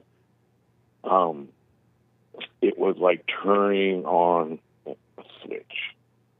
And so I just want to thank you. I'm probably listening now because I drive. That's what I do. I'm a truck driver. Yes. And I probably listen to probably close to 50 to 60 of between your podcasts now and episodes of church. Amazing. So, yeah, and I just want to thank you, man. Stay with it, William. Stay with it. Stay with it. You have not seen anything yet. It gets better. Things becoming clearer and clearer and clearer. You will have a renewed mind, and your life will just start to happen naturally. You're going to see how much you are loved by God. You are right. In fact, you know what I found out it is? It's amazing. And I was in danger of becoming a Pharisee. I was studying the Bible so much for 20 years. Wow. And so I had to walk away from that and organized religion. So I appreciate what you guys do there. What you're doing on Sundays, that's what we're supposed to be doing. Yeah. Not whatever this other stuff is. So, yeah, keep Amazing. it up. God bless you. Thank you, And William. That's it. I got to go to work. All right. Have a good one, man. Call me again. Be careful on the road. I would, but, not the ego on that. But I might call because my ego needs it a little bit. So Right on. no worries, brother. All right, Bye. take care. Amazing. 888. You got to stay with it. You got to forgive. If you want to, do what you want. And I know that most people love their hell. I know you love your misery. I understand. I'm okay with that. God is okay with your loving your anger, your hell. Christ is okay. His son is okay with you loving your hell. So stay in and I'm okay with it. But for those who want to overcome it, you must forgive. You got to go forgive Mama. And if she's dead, realize she can help herself, forgive her. When you realize that, if she's dead, you can't go to her, you'll be fine. And then watch. Stay present. Stay aware. Stay present. Stay aware. Is it Lily? Leo out of Georgia. Leo, welcome to the show. You're on the air. Hey, Jesse. Just a couple of comments, really, and one question. Yesterday, you were talking about Richard Hansen, the FBI spy. That was such an amazing documentary. It was so deep, Lil. Well, it was amazing. It was amazing, and there's a phenomenal movie called Breach, Breach, with Chris Cooper, and I never watch movies twice, and I've probably watched it 10 times. It gives you the story and his hiding behind his Catholicism and great family man. It's a fascinating movie. And what was the name again? The name of the movie is Breach. Oh, okay, yeah. Sean is telling me Breach. Phenomenal. He says it's a great movie. Were you aware of Richard Hansen? I was aware of him even before the movie came out, because I've always been fascinated with spies.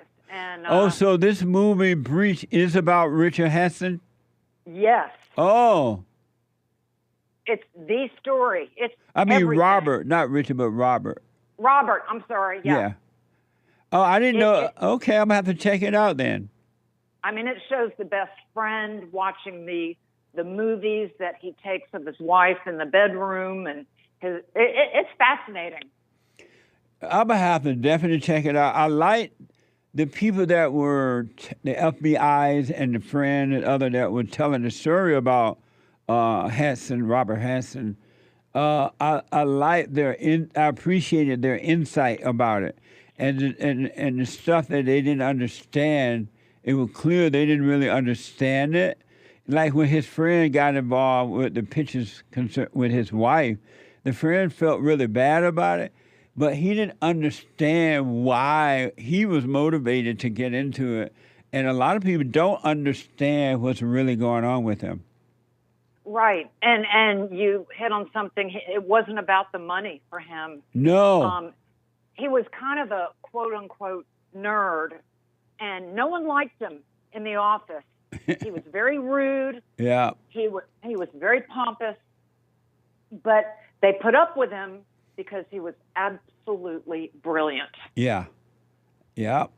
Okay. No, and Go ahead. One good point you made. It wasn't about the money. He made money. He became a police officer and then ended up in the FBI at the top of the rank in the FBI. But it was never about the money. Nope, the money was hidden in the floorboard in his office. Yeah. Hundreds and hundreds of thousands of dollars. Amazing.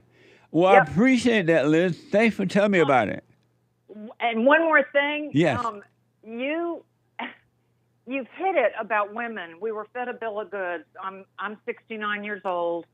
I bought into the whole feminism thing. I felt like a loser raising my kids because I wasn't doing something important. Yeah. People used to say, well, you've got, your children. I'd go, anybody can do that.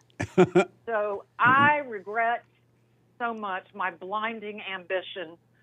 And I've apologized to my son and daughter and husband.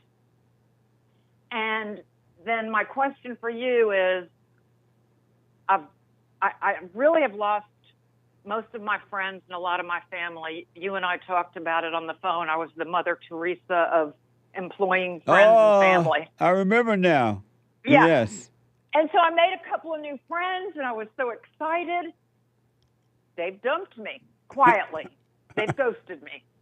And I go, oh my God, I can't, what have I done? No one likes me.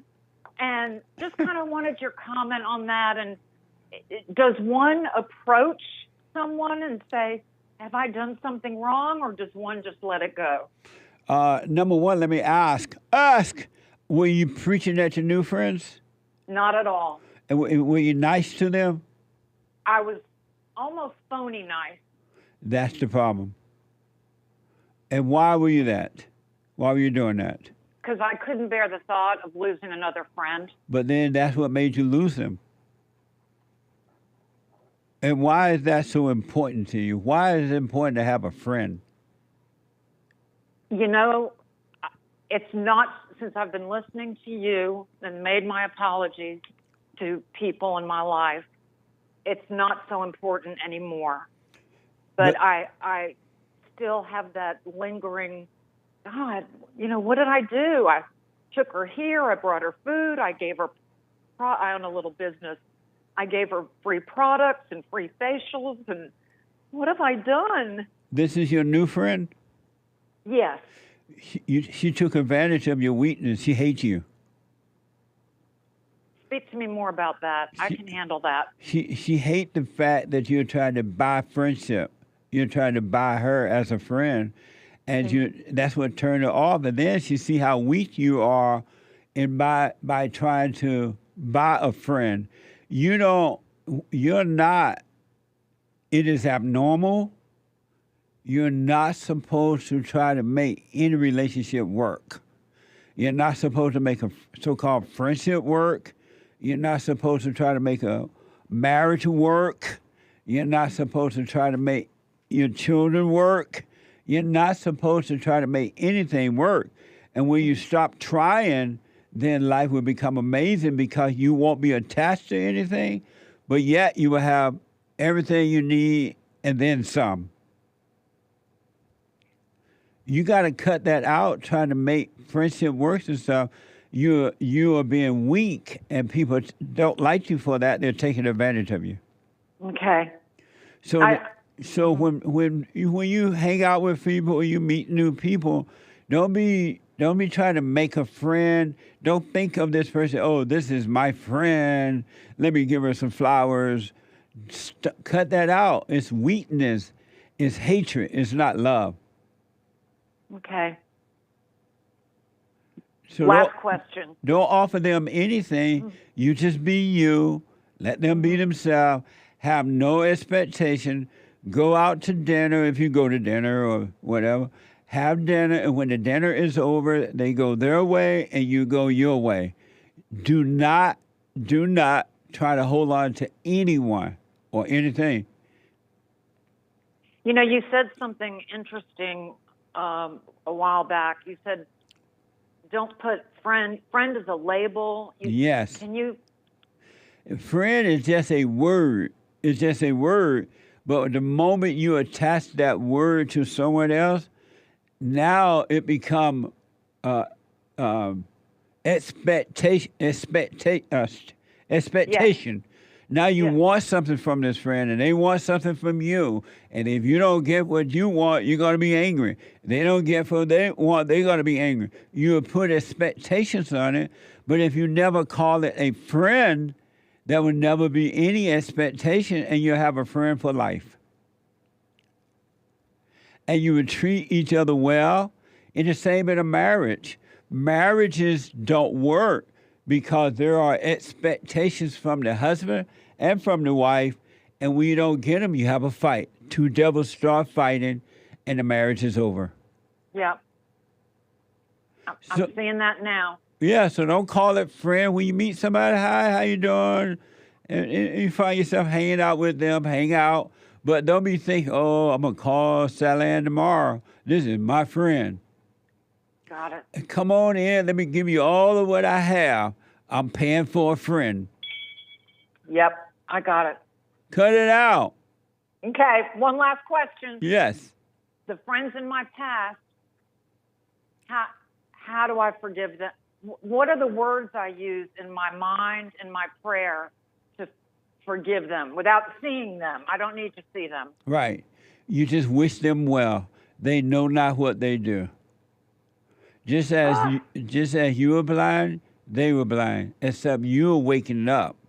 And they might not be waking up. I don't know because I don't know them, but just wish them well. Wish your enemy well by not wishing them harm. Got it. I've never wished anybody harm. But you might have that thought like, oh, I can't wait till blah, blah, the bottom falls out for them. And then I quickly dismiss that thought because I don't. But that's wishing them harm. Got it. And it's not their fault that they were able to take advantage of you. You made that possible because you wanted something from them. Yes. So it's not their fault. It's your fault.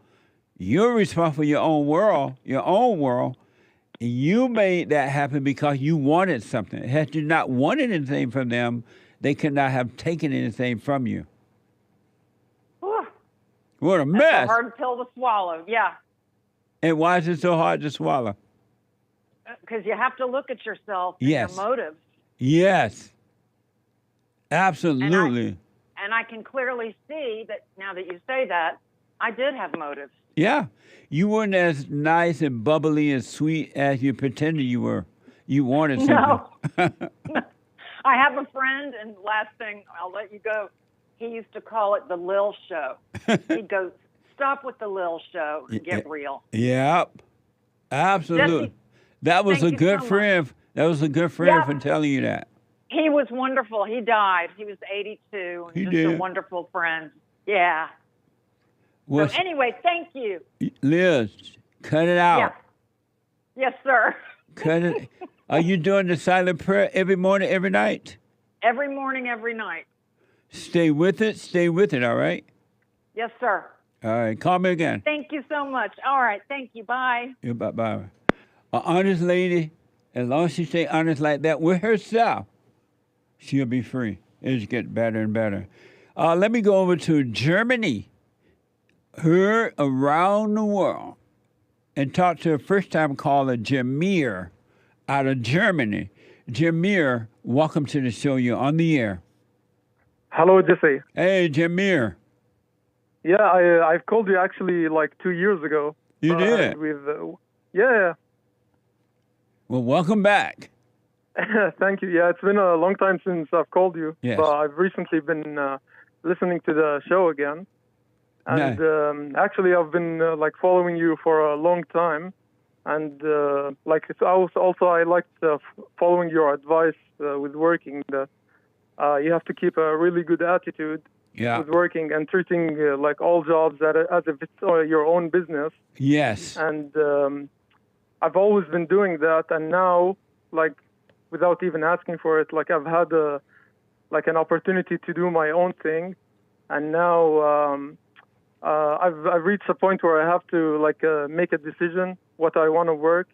And my question is, there's someone, a colleague of mine, who wants to go in business with me, but I'm not really sure if that's the best idea. Even though I've been like very direct with him about it, that I told him about the stuff I care about, the stuff I value, and he said okay to everything. But I'm not really sure if I can like trust what he said, because like he does have a lot more experience than me, and I would be gaining a lot out of that. But you know what it's like. I mean, you can't really trust people, so I'm not really sure what to do.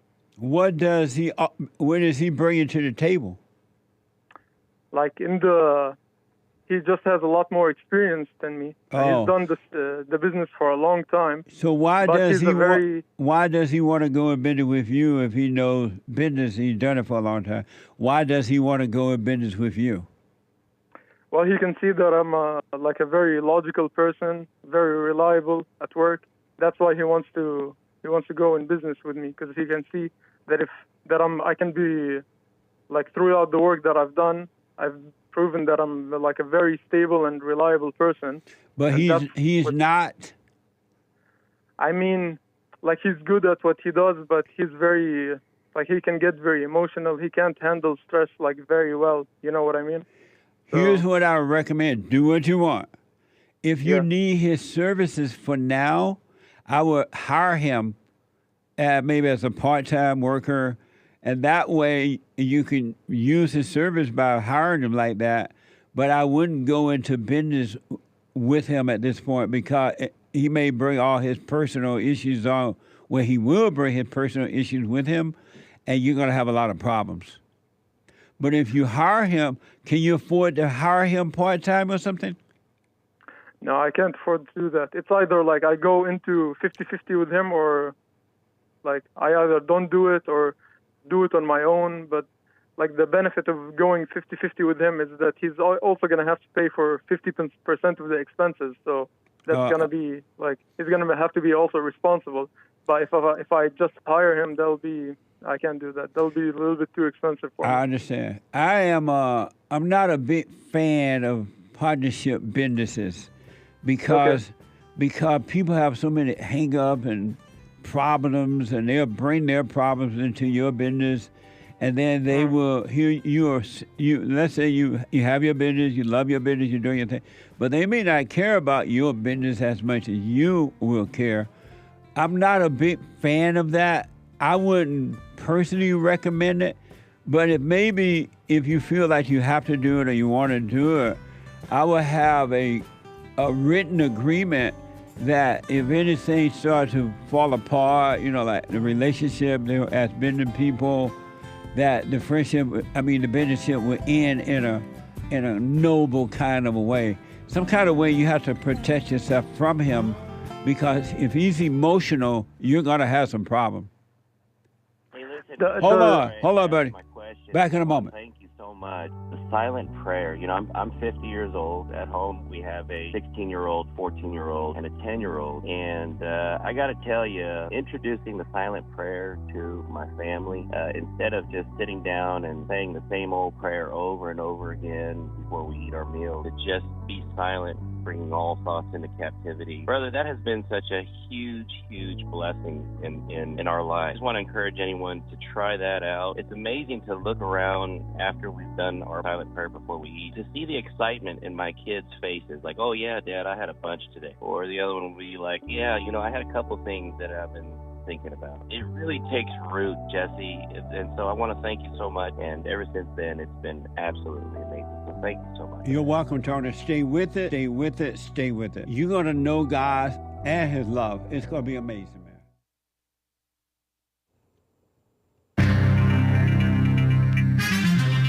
Rest in peace to the Iranian president, Raisi. A funeral is going to be happening soon, if it hasn't already. And Italy has had earthquakes. The Apprentice, a allegedly defamatory anti-Trump film at Cannes Film Festival. Degenerates. This is the end of hour 2 of the Jesse Lee Peterson Show. It is Tuesday, Country and Western Tuesday, May 21st, AD 2024. You can call in right now during Hake News, Not Fake News, if you're listening live. Monday through Friday, 9 to noon Eastern, 6 to 9 a.m. here in Los Angeles. 888-77-JESSE, 1-888-775-3773. Please hang on, callers. JLP will be right back. Funeral services begin for Iranian president who was killed in that helicopter crash. CNN says funeral ceremonies for the late Iranian president Ibrahim Raisi underway. The plans following his death in a helicopter crash. I guess maybe it's happening now already. Authorities in Iran launched an investigation to determine what caused that aircraft to smash into a remote mountainside during foggy weather on Sunday, just like what happened to our greatest basketball player, Kobe Bryant, also on a Sunday morning on a foggy day over here. What a shame. 9 people killed in both instances. Rest in peace. Italy earthquakes, a 4.4 magnitude earthquake struck Italy's Campi Flegrei supervolcano, a supervolcano, never heard of that, on Monday, according to CNN, causing damage in the town of Puzzoli, something like that, the epicenter, and as far away as Naples. Cracks in walls and falling cornices, whatever cornices are, were reported. Italy's fire brigade spokesman told that to CNN. The quake is part of an ongoing seismic storm, they call it, quote unquote. It's seen more than a dozen events over 2.0 magnitude in these earthquakes in the past 48 hours. The last major eruption of the supervolcano was in the year 1538. Well, that's quite a while ago. It resulted in the creation of a new bay in the southern Italy coast. More than 500,000 people live in the red zone directly adjacent to Campi Flegrei, according to the Italian Civil Protection Agency, or is it Italian, which has been working this year to update evacuation plans in the event of a major disaster in the case of that super volcano erupting. Wow. The Apprentice premiered at Cannes Film Festival. Commie Nonsense Network. CNN reports a new film about our greatest president, Donald J. Trump's real estate dealings in New York back in the 1980s. It premiered to applause. I think it got like a standing ovation and controversy at the Cannes Film Festival yesterday. Per a synopsis and per X Twitter, I heard that they pretend like Trump R-worded, ape-rayed his late ex-wife, Ivana, when she was living, right? When she was his ex-wife. And by the way, she said that she loved him. She died in 2022. Even recently, she loved him before she died, right? Ivana denied accusing Trump of the R word. Just to remind you, Politico 2015, quote, I recently had some comments attributed to me from nearly 30 years ago. This was during the Trump first campaign, 2016 campaign. At a time of very high tension during my divorce from Donald. The story is totally without merit. The whole notion that he R-worded her, ape-rayed her. Ivana stated in a statement to CNN, Donald and I are the best of friends, and together we have raised 3 children that we love and are very proud of. I have nothing but fondness for Donald and wish him the best of luck on his campaign. Incidentally, I think he would make an incredible president. And she also said about the rape allegations, this was all just lawyers' talk, Ivana said, after having previously clarified she did not accuse Donald, in a literal or criminal sense, of the R word, ape-ray. What a mess. You want some climate propaganda? We'll skip it. Red Lobster is $1 billion in debt. The company said Monday they announced they had filed for bankruptcy, closed dozens and dozens and dozens of stores. What a mess. I'm James Hake. Now back to JLP, Hour 3.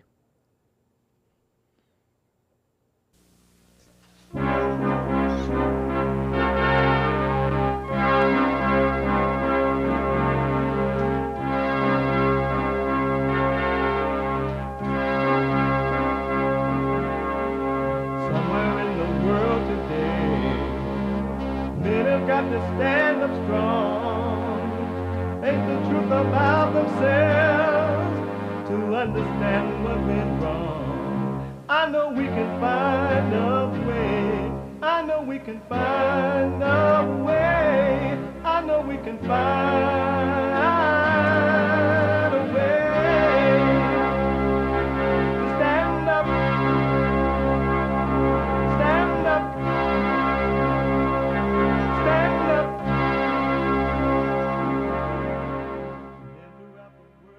Uniting the races with truth instead of dividing them with lies. We're also rebuilding the family by rebuilding the man. I am Jesse Lee Peterson. Welcome to the third hour of the show already.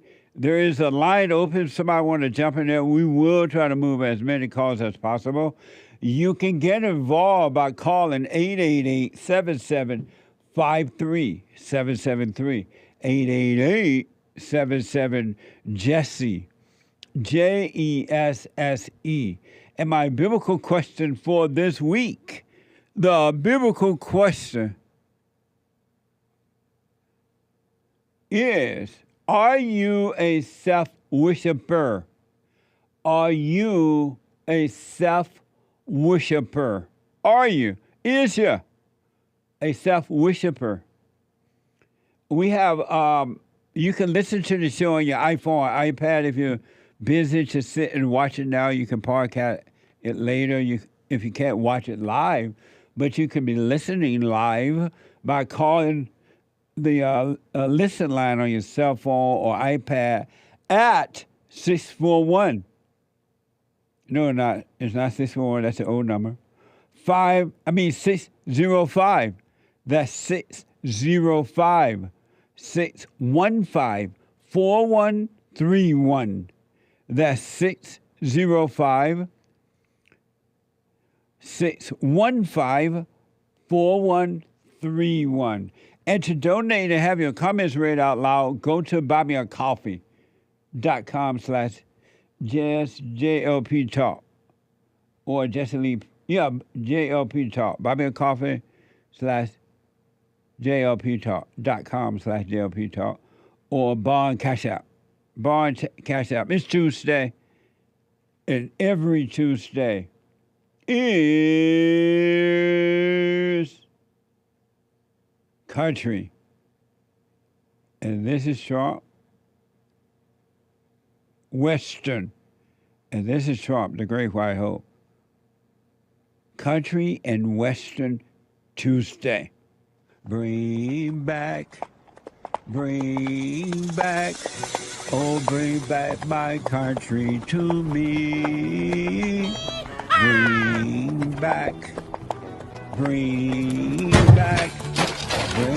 my country to me. What the?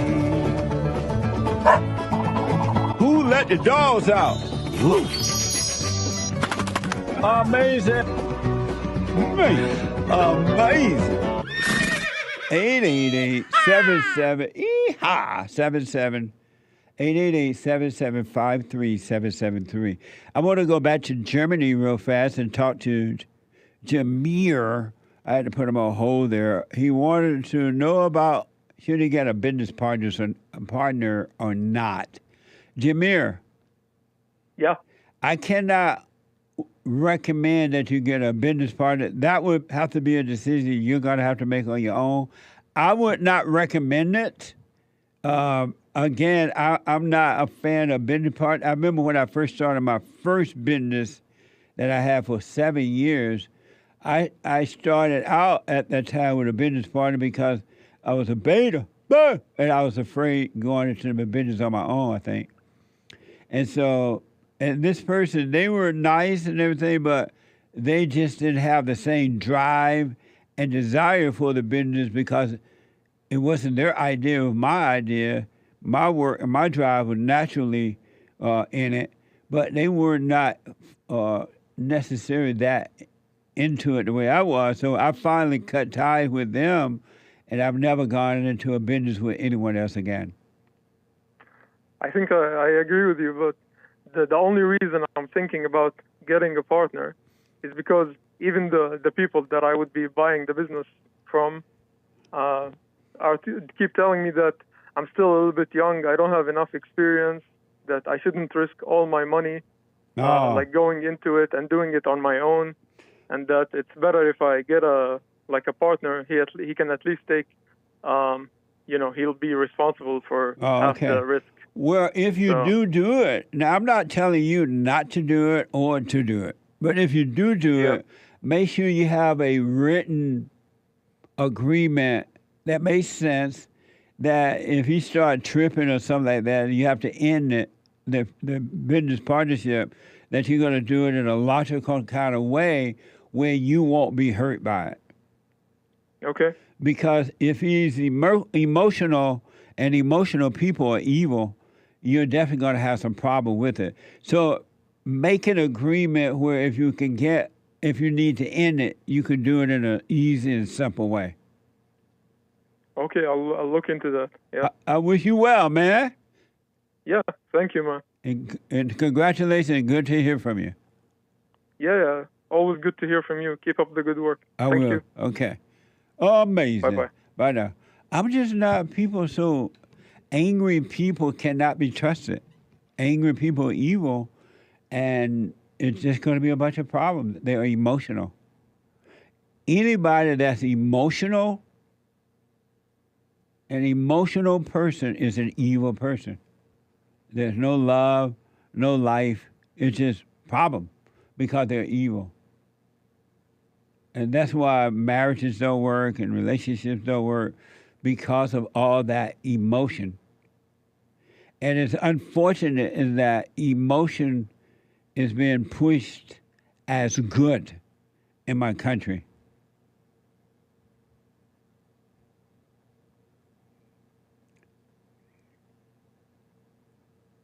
Emotion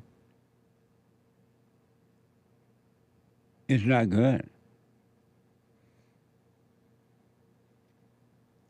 I want to give you a quick example of evil emotion.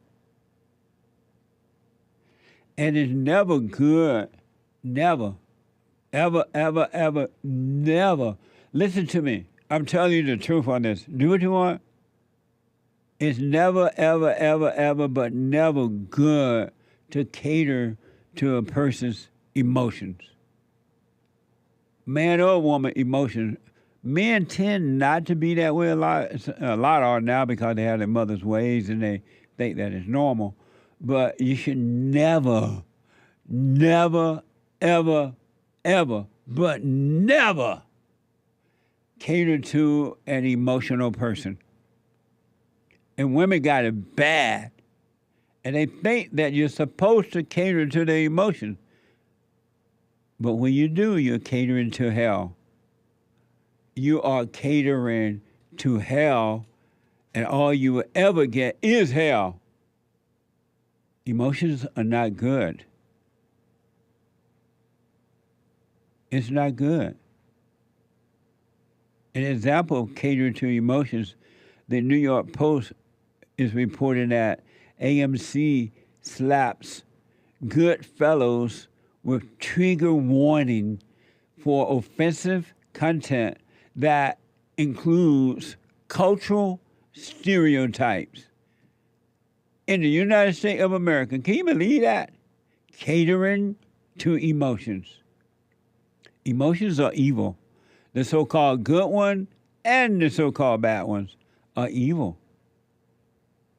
New York Post is reporting AMC Goodfellas with AMC slapped Goodfellas with trigger warnings from offensive content that includes cultural stereotype. That's ridiculous. But our country is emotional now. The females have taken over, and they push emotions. And now the good people have to pay the price too. Isn't that amazing? The crypto, just think about that. Now, you're going to tell a movie company or a movie owner, maker, creator, you can't say trigger words, whatever that means, offensive word.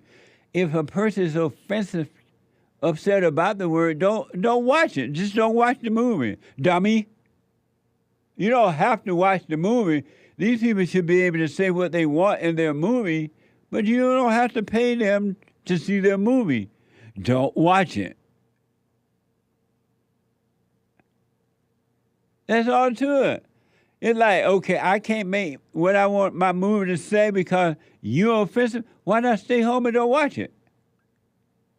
They don't think like that anymore. They want you to cater to emotional people. Emotional people are evil, offensive content. The crypto report on Telegram, a message read at the top of the film. This is about the film, I guess. A message read at the top of the film when screened on the network. Quote,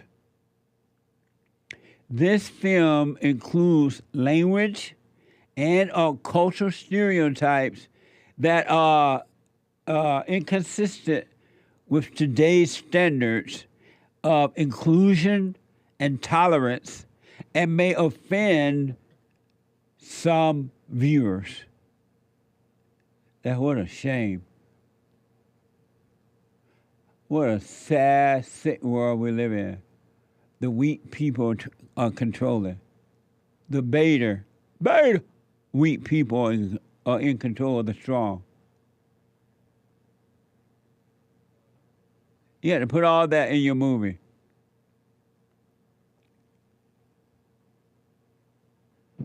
When I look at the world, it fills me with sorrow. Children today gonna suffer tomorrow. What a sad, sad way to live.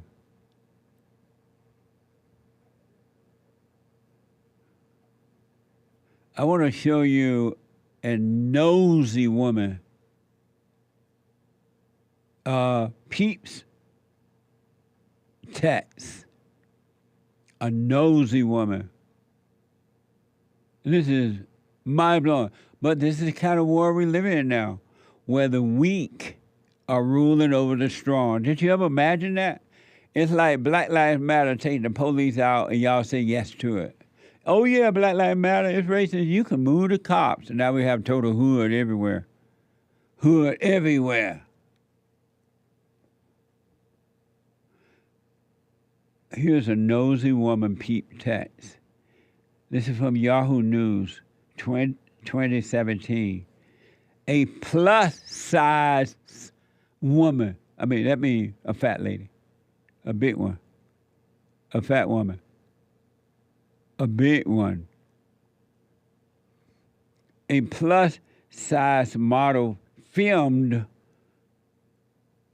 A plus-size model filmed the moment she confronted an American airline passengers after he fat-shamed her in a text message to his friend. He fat-shamed this fat woman in a text message to his friend. Natalie Hodge from Texas was traveling to Los Angeles for a photo shoot when she noticed the man seated next to her began loudly huffing and sighing. Like, oh God, this fat one about to sit next to me.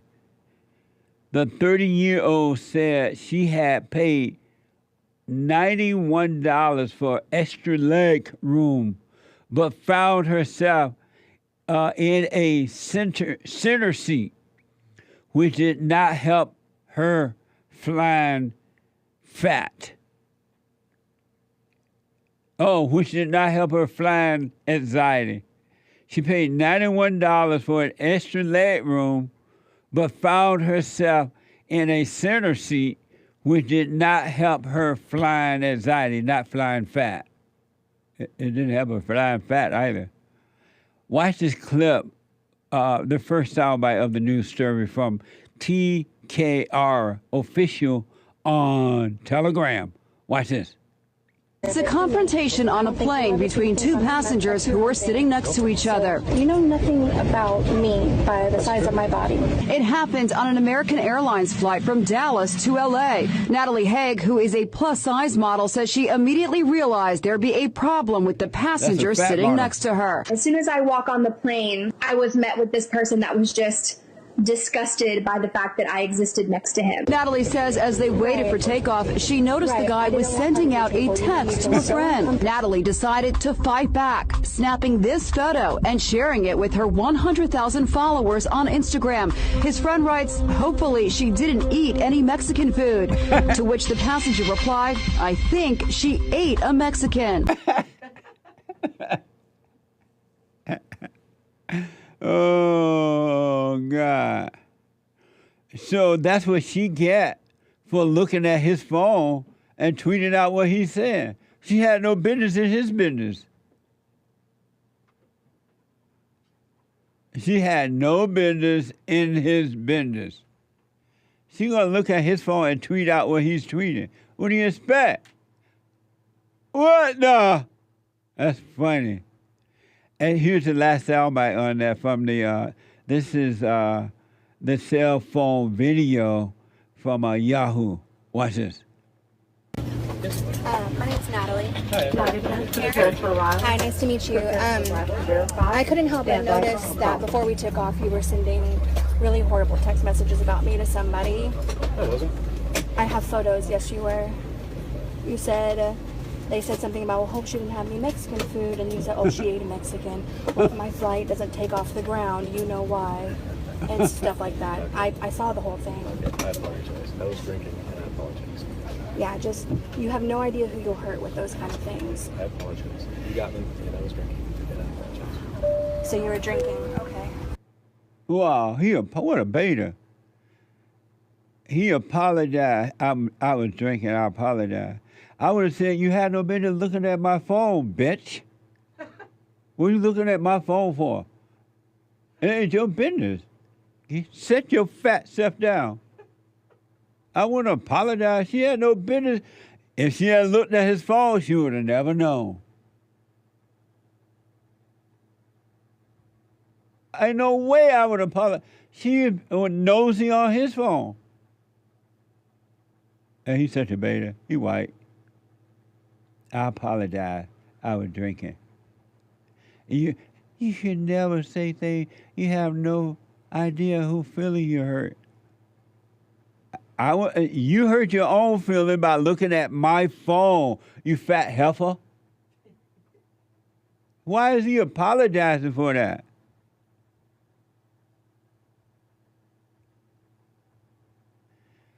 According to Hake, he complained that he was pressed up against the window. I bet he did.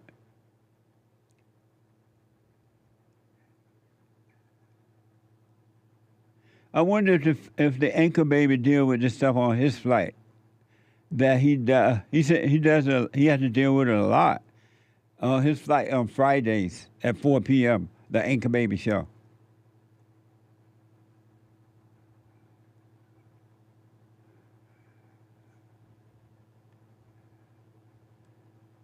Amazing. Anchor baby think when she said Mexican, he ate the Mexican. He hope he didn't eat Mexican food. He may have become afraid of being called racist. Put fear in him. What a mess. Listen, number one, she had no business looking at his phone at all. He was texting. Had she not looked at his phone, she would have never known. And that's not his fault. That's not his problem. It's not his fault. It's unfortunate he apologized.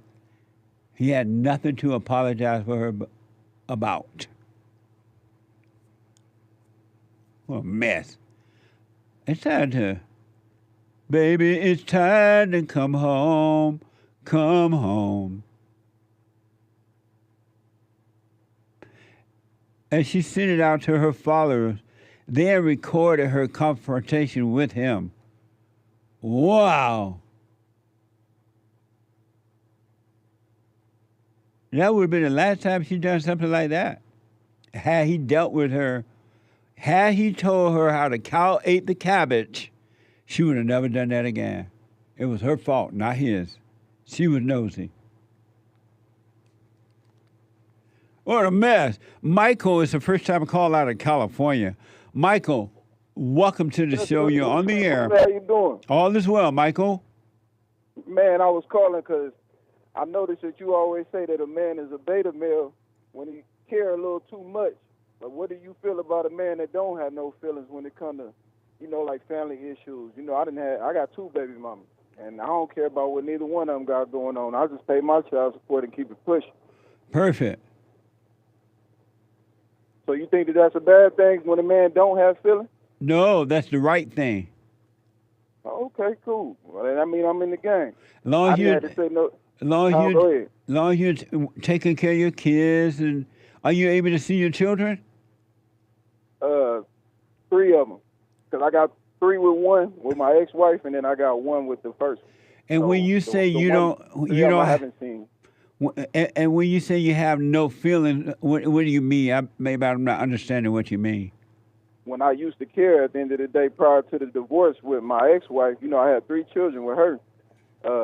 It used to tear me down. But knowing how she really wanted child support, what she did was she got full custody of the kids. And so, it used to bother me because I was used to having my kids around. Yeah. But immediately, when I was going to court, they was trying to trick me into going to go try to fight for partial custody and all that. But I looked at it like, man, well, first of all, I'm black. So how's a white court going to tell a black man how to be a father?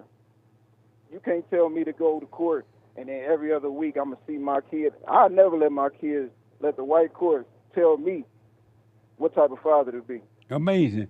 Well, what I would recommend is that don't be angry about it. As long as you're not angry about what she's done, taking your kids or your money or whatever, don't be angry and you'll be fine. Yeah, and also, do you think that it's a beta male when a man like women?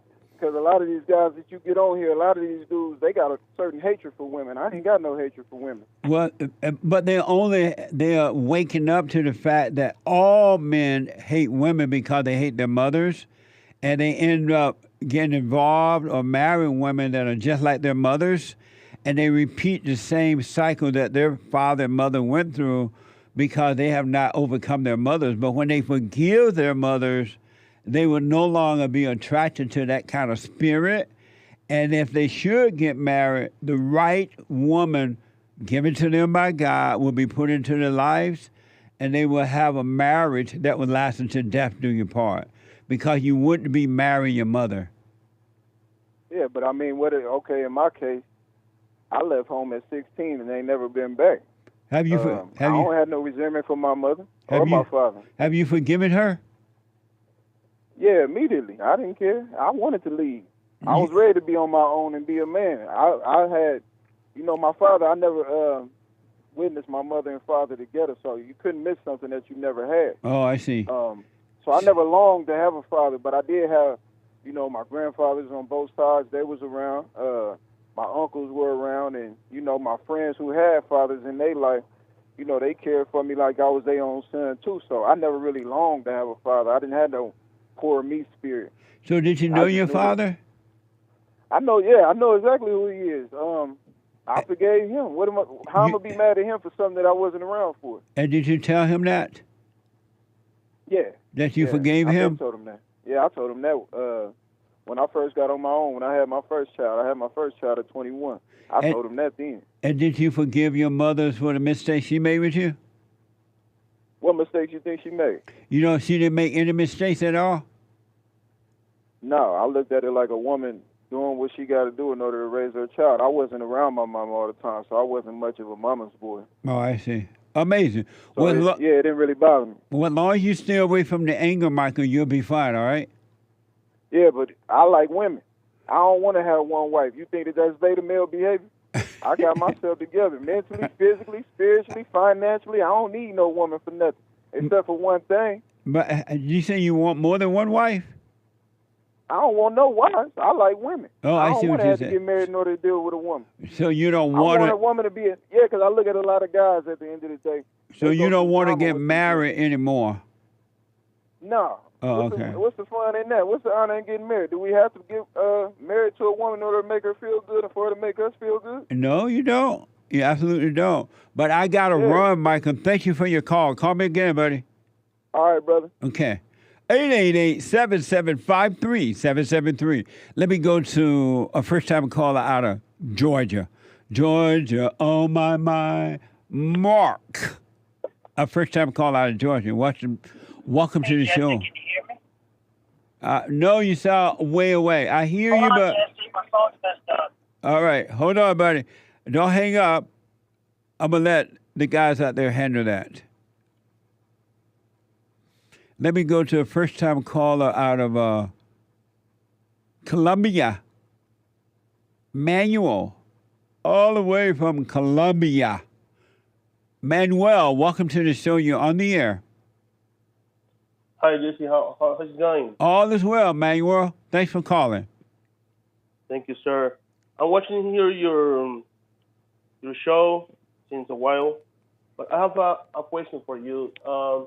I went to forgive my parents, my mother and my father, but I still to have like a little anger in my heart from general women. So I want to ask you how to forgive women in general. So you forgave your father and your mother already, right? Yes, sir. So here's what you do. When the spirit of anger shows up in your mind and body, your emotions, don't identify with it at all. Don't call it you. Just notice it, and it will pass. It will be taken away from you. Don't overreact to it. Don't call it you, and you'll be fine. It will be taken away from you. It is not you.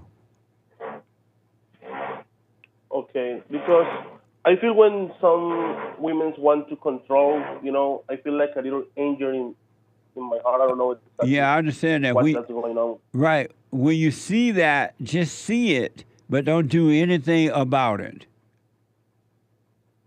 Don't do anything. Are you doing the silent prayer? No, sir. I want you to go and start doing go to rebuildingtheman.com and start doing the silent prayer so that God will bring you out of your imagination totally. And so when you see these women and you see what they are doing, you won't be angry at them because you would know that they cannot help it. Just, all right? But when you feel it, Manuel, when you feel it, don't identify with it. Okay, I got it, sir. Yeah, just don't. Are you making furniture or something? Sorry? Are you building furniture? I hear noise. Yeah, sorry. I'm living in an apartment. So in the apartment above, they are doing some renovations and everything, Oh, okay. But listen, so when that spirit comes, you get irritated at the women. Don't call it you. Just notice it and let it pass. Don't hold on to it. And I promise you, eventually you won't feel it at all. It'll be taken away. Okay, Jesse. Thank you so much. Let me know how it goes. I wish you well. Okay, sir. Thank you so much. All right. Have a good day. You too. All around the world, it's the same problem. You must be born of the Father. You must return to the Father. Quick break. When I come back, more of your calls and super chats. 888-7753-773. Back in a moment. Oh, the treasure chest is now open on D-Live. Back in a moment.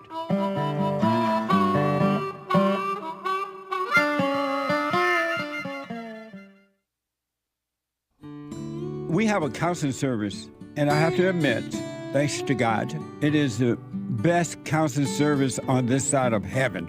I counsel with men and women, families, individuals around the world. most people are unhappy, they're miserable, they have rough lives, they're depressed, suicidal, young and old, of all races. I understand, I know why, and I do understand it. Because exactly what's happening in me is happening with everybody outside of me, inside of them. And I've noticed that with those who really, really, really want to understand, they overcome it just like that, out of one counseling session. If you need counseling, you can go to rebuildingtheman.com or call 800-411-2663. 800-411-BOND. Best counseling service on this side of heaven.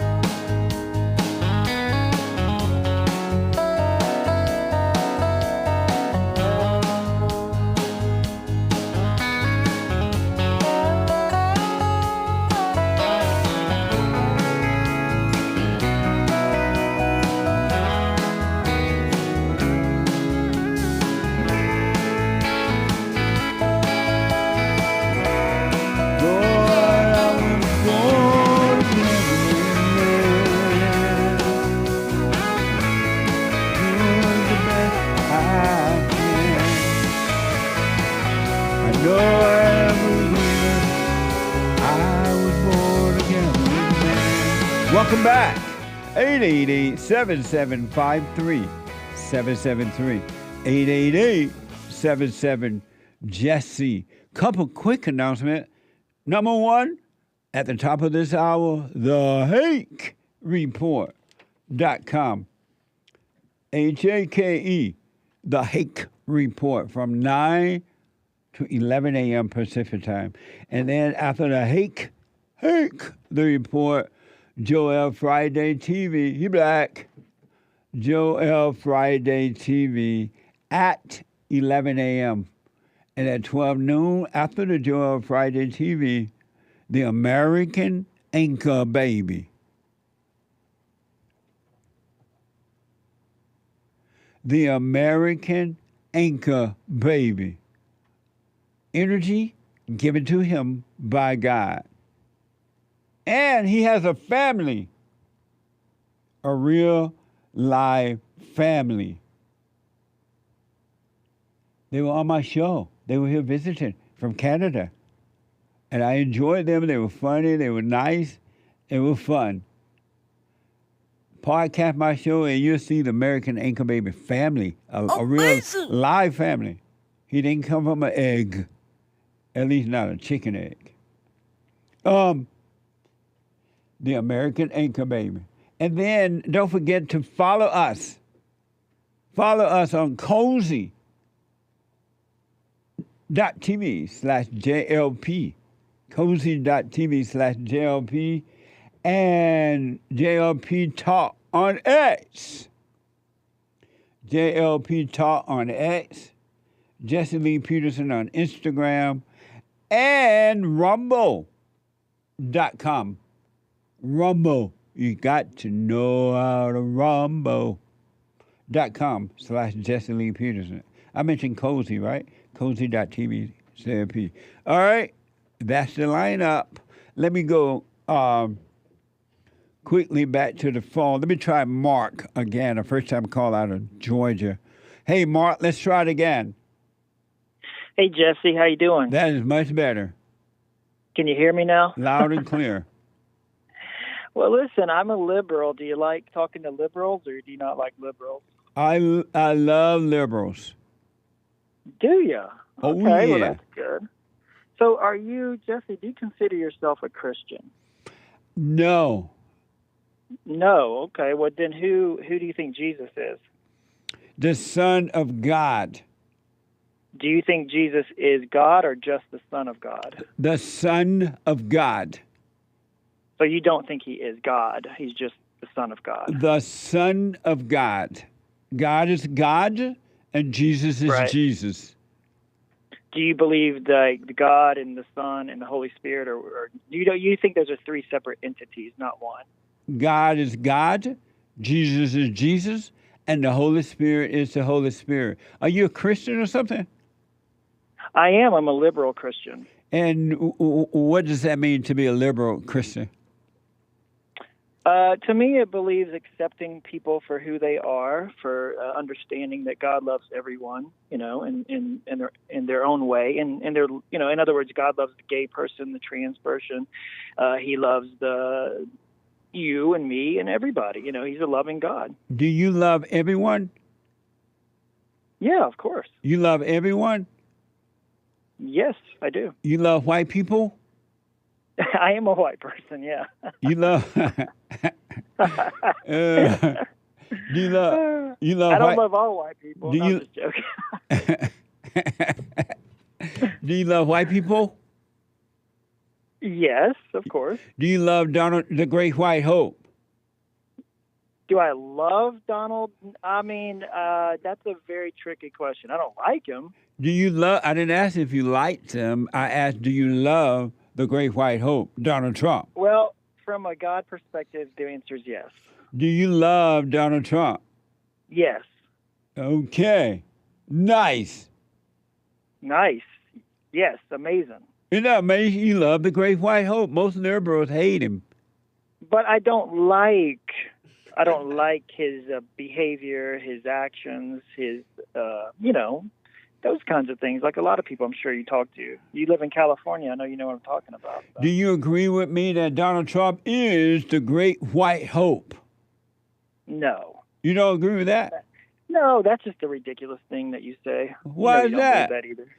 I have proof he's the Great White Hope. Well, I think the Great White Hope is Jesus. May I tell you the proof that Donald Trump is the Great White Hope? Okay, go for it. He is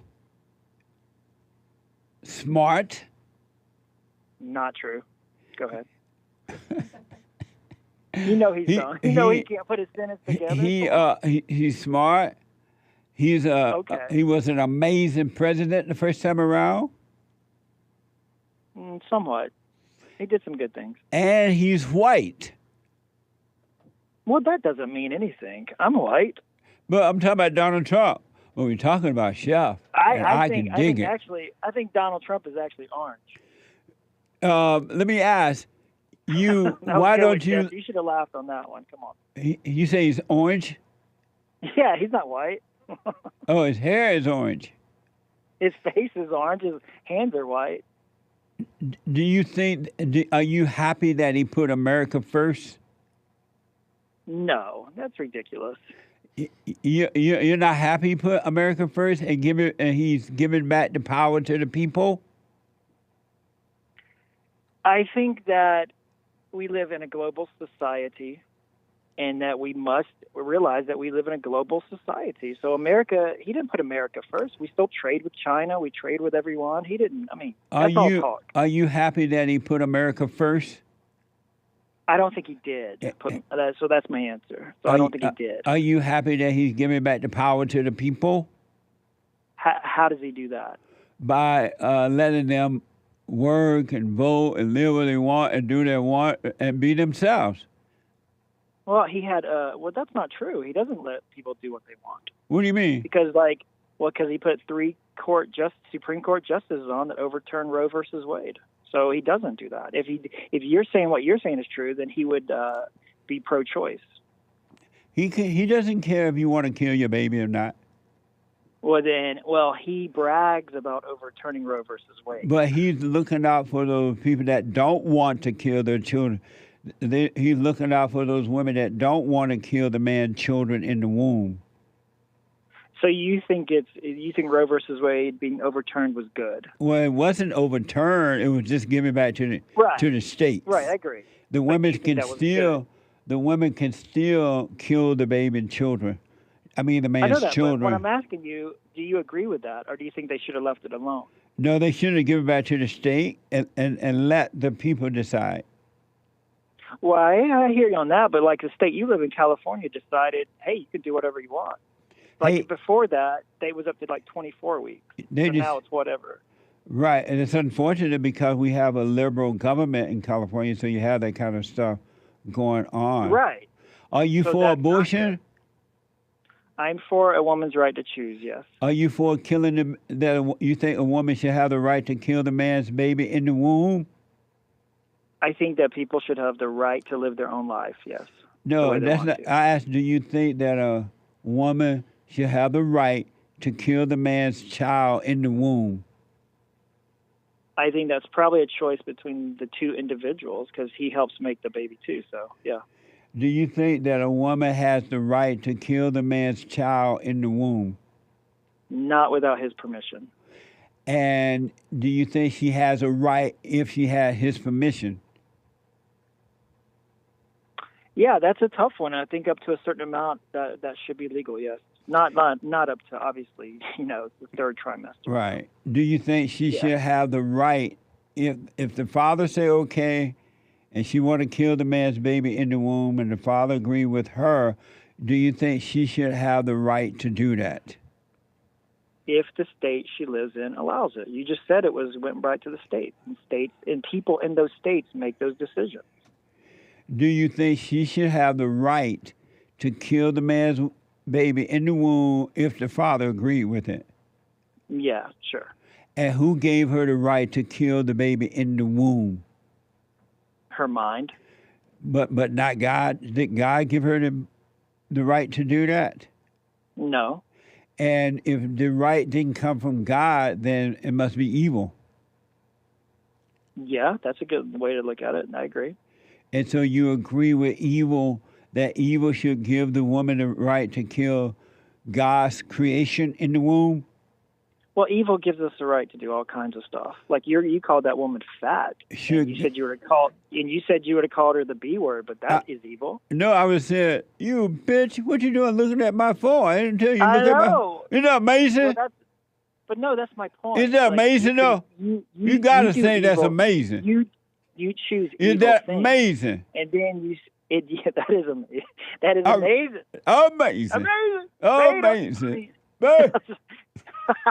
No, but Jesse, you're not hearing what I'm saying. We choose evil. No, you don't. But you choose evil?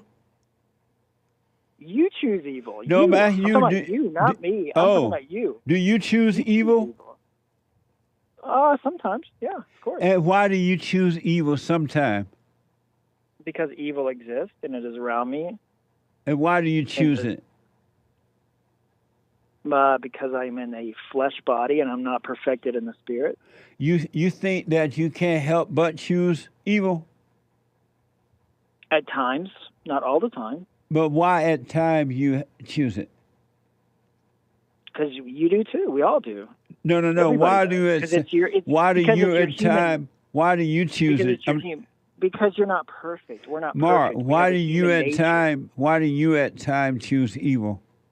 Because we all have a human nature. No, I'm talking about you. Why do you, Mark? Okay, because I have a human nature, and sometimes I choose that.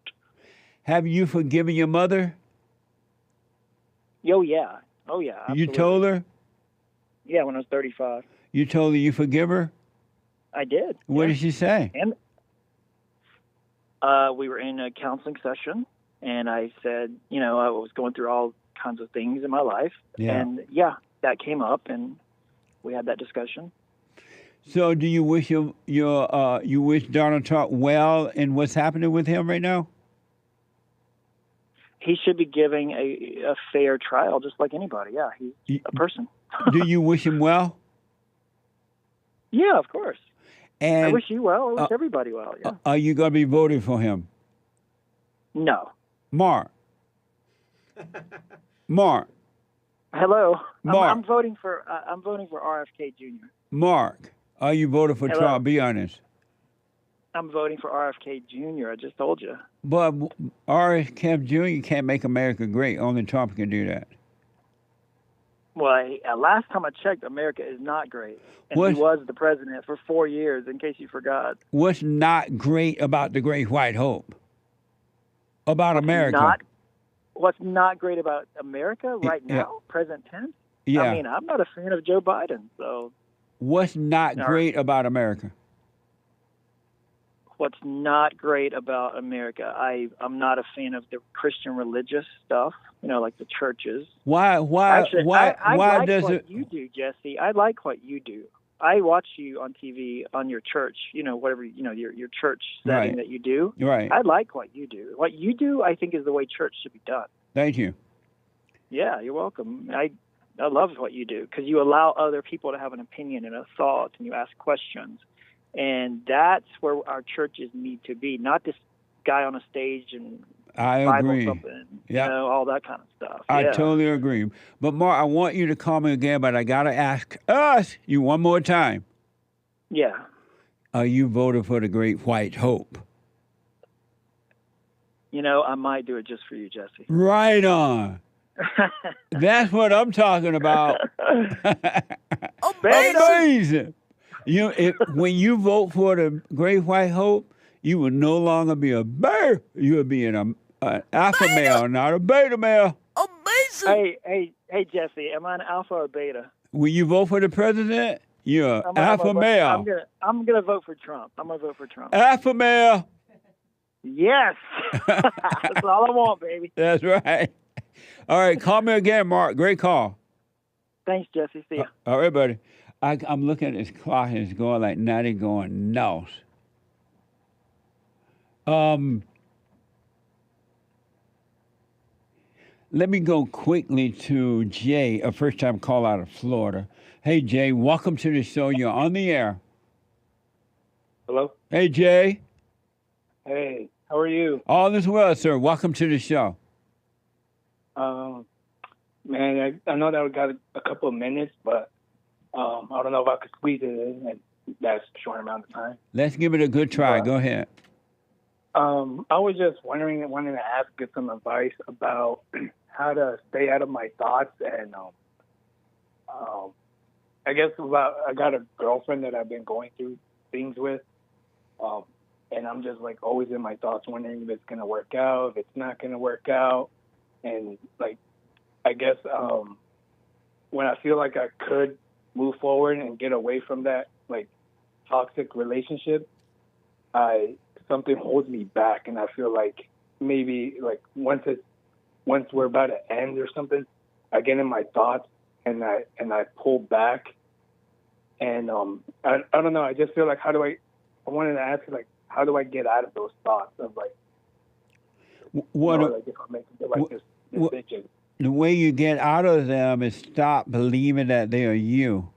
You are not your thoughts, and your thoughts are not you, and they are not from God. So stop identifying with them. So when they tell you, oh, you should go back to her, she loves you, she's sorry, don't believe it and don't go back.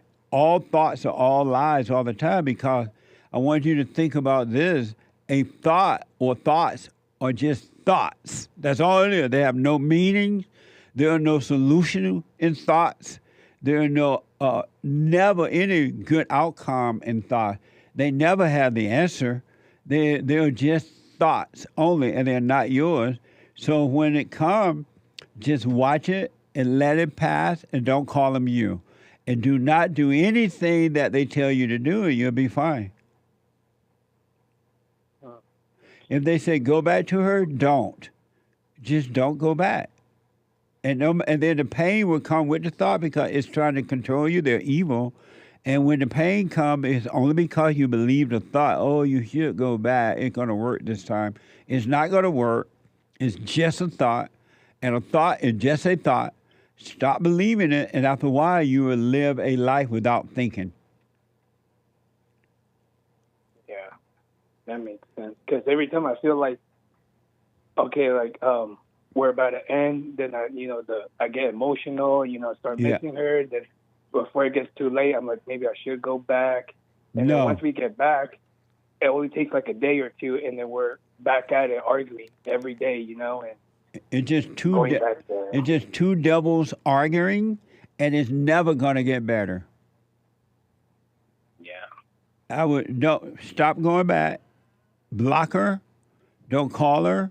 Don't go back. And watch those. Are you doing the silent prayer? No. I'll do it for a couple of days, then I'll stop, and then I'll make excuses like, oh, I got to get up and I'm in a rush or something. And, We got to put that first. Like that. God, Yeah. you got to seek God, the truth, first above all things. Don't put anyone or anything before that, and I promise you'll be fine. And the more you do it, the more you're going to stay in the present and not thinking about the past or the future because it's not real anyway. It doesn't exist. You need to do the silent prayer so you can be present instead of lost in your head. The thoughts are evil. They're not from you. All thoughts, the ones that make you feel good and the ones that make you feel bad, are evil. And as long as you worship them by listening to them, you're going to suffer in hell right here on earth. Would it be bad? Okay, so because I'm always in my thoughts, and like for the past couple of months, my thoughts have been keeping me up all night, and I'll stay up till like 6 a.m. Yeah. Just I won't be able to sleep at all, so I start like smoking weed, some pot, and then I'm thinking like maybe I should go to sleep, and I want to do the silent prayer, and then I'm thinking like, well, I don't think I should do it while I'm high. Would that be bad? So I was just like thinking, no, it wouldn't be bad. Come as you are. Try not to smoke it, but if you do, you still do the silent prayer. God want you to come as you are.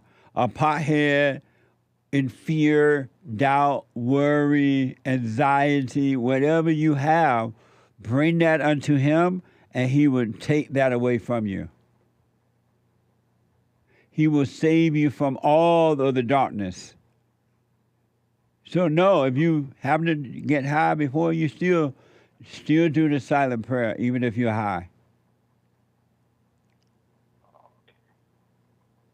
You got to put that first. Yeah. Do you have kids with this woman? No, I don't have kids with her, but she has a kid. Oh, man, you do not need a woman with a kid. Oh, man, yeah. I've been listening to you, Jesse, for like several years now. Yeah. And there was this one video she heard me listening to, and you were tearing up this one guy because he was dating a woman with a kid. And then she heard that you were calling, like saying that Satan is the father of women, and she got mad. And she hates it when I listen to you. So me and her will go start arguing, and she will tell me, why are you listening to him? Why are you listening to him about this and that? She doesn't want you to hear the truth because the hell in her don't want you to hear the truth so it can control you and her. So that's why she doesn't want you to hear the truth. She wants to have control over you, but if you should know the truth, no one will be able to ever control you again. No money, no people, no place, no thing. Nothing will control you if you welcome the truth into your life. And that hell in her doesn't want you to know the truth. Yeah. I mean, like everything you said, like about women and she tries to control me. Like she has a kid and she's like a couple years older than me too. Oh my God. So, babe. Yeah, so like I've been listening to you for several years, and then like everything you say is true, but I don't know. I feel like I'm too scared to get out of that. You know? No, like I can't take that. You better be scared to stay in it. I promise you, you're gonna have nothing but trouble, especially since she already has a child. That child wants his own father. He doesn't want a stepfather. He doesn't want you. And since he doesn't have the father around, he wants his mother's attention, and he will forever hate you for that. He would never love you. He would love it. He wants his father. He doesn't want you. You don't love that child. His mother don't love him. Both of you about your own ego fits, and neither one of you care about the child. You should not be in the life of an older woman. And if she has a child, all she's going to do is make you her little boy and take advantage of you. stay away, Jay. Yeah. Would it be possible if I could call you maybe later this week or something?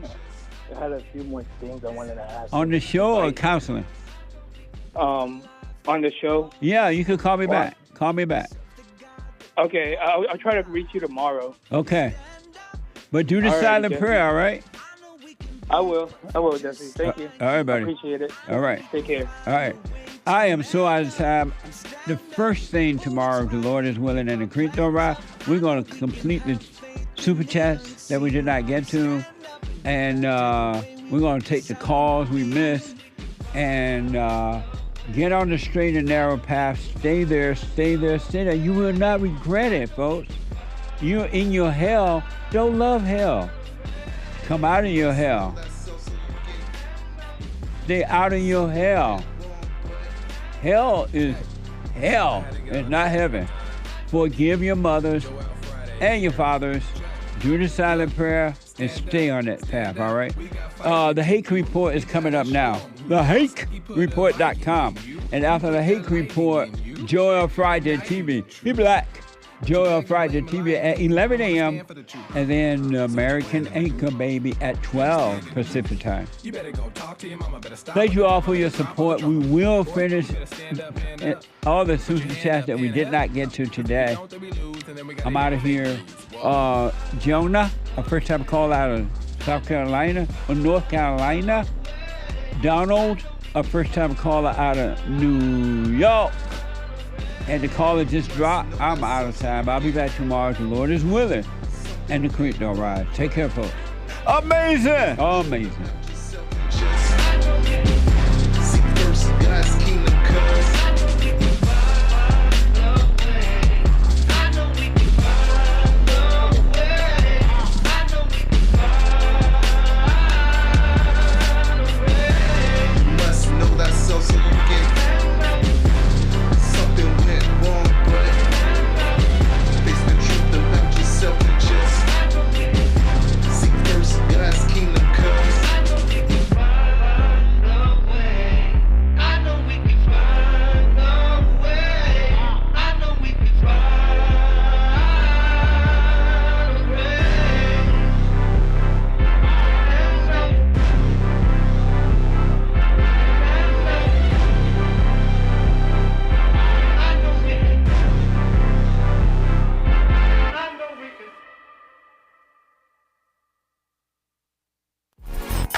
So, here's what I recommend. I invite you to download my silent prayer, and I want you to start doing it. You just download it, get the points of how to do it, and then after a while, you just do it on your own. It's going to point you in the right direction that your life will be returned to you from God. He will give you your life back because anyone and all people who has anger, they're not themselves. You are the person that you are angry at. That's why it's so important to get to know yourself so that you can see who you're angry at. And if you're doing the hooping and hollering prayers and things like that, some people get up, oh, praise the Lord, hoop and holler, bless my mama, bless my daddy. Continue to do it. Do both. You will see if you want to stay with the hooping and hollering or do you want to be still and know God. So my gift to you, no charge, at rebuildingtheman.com/church.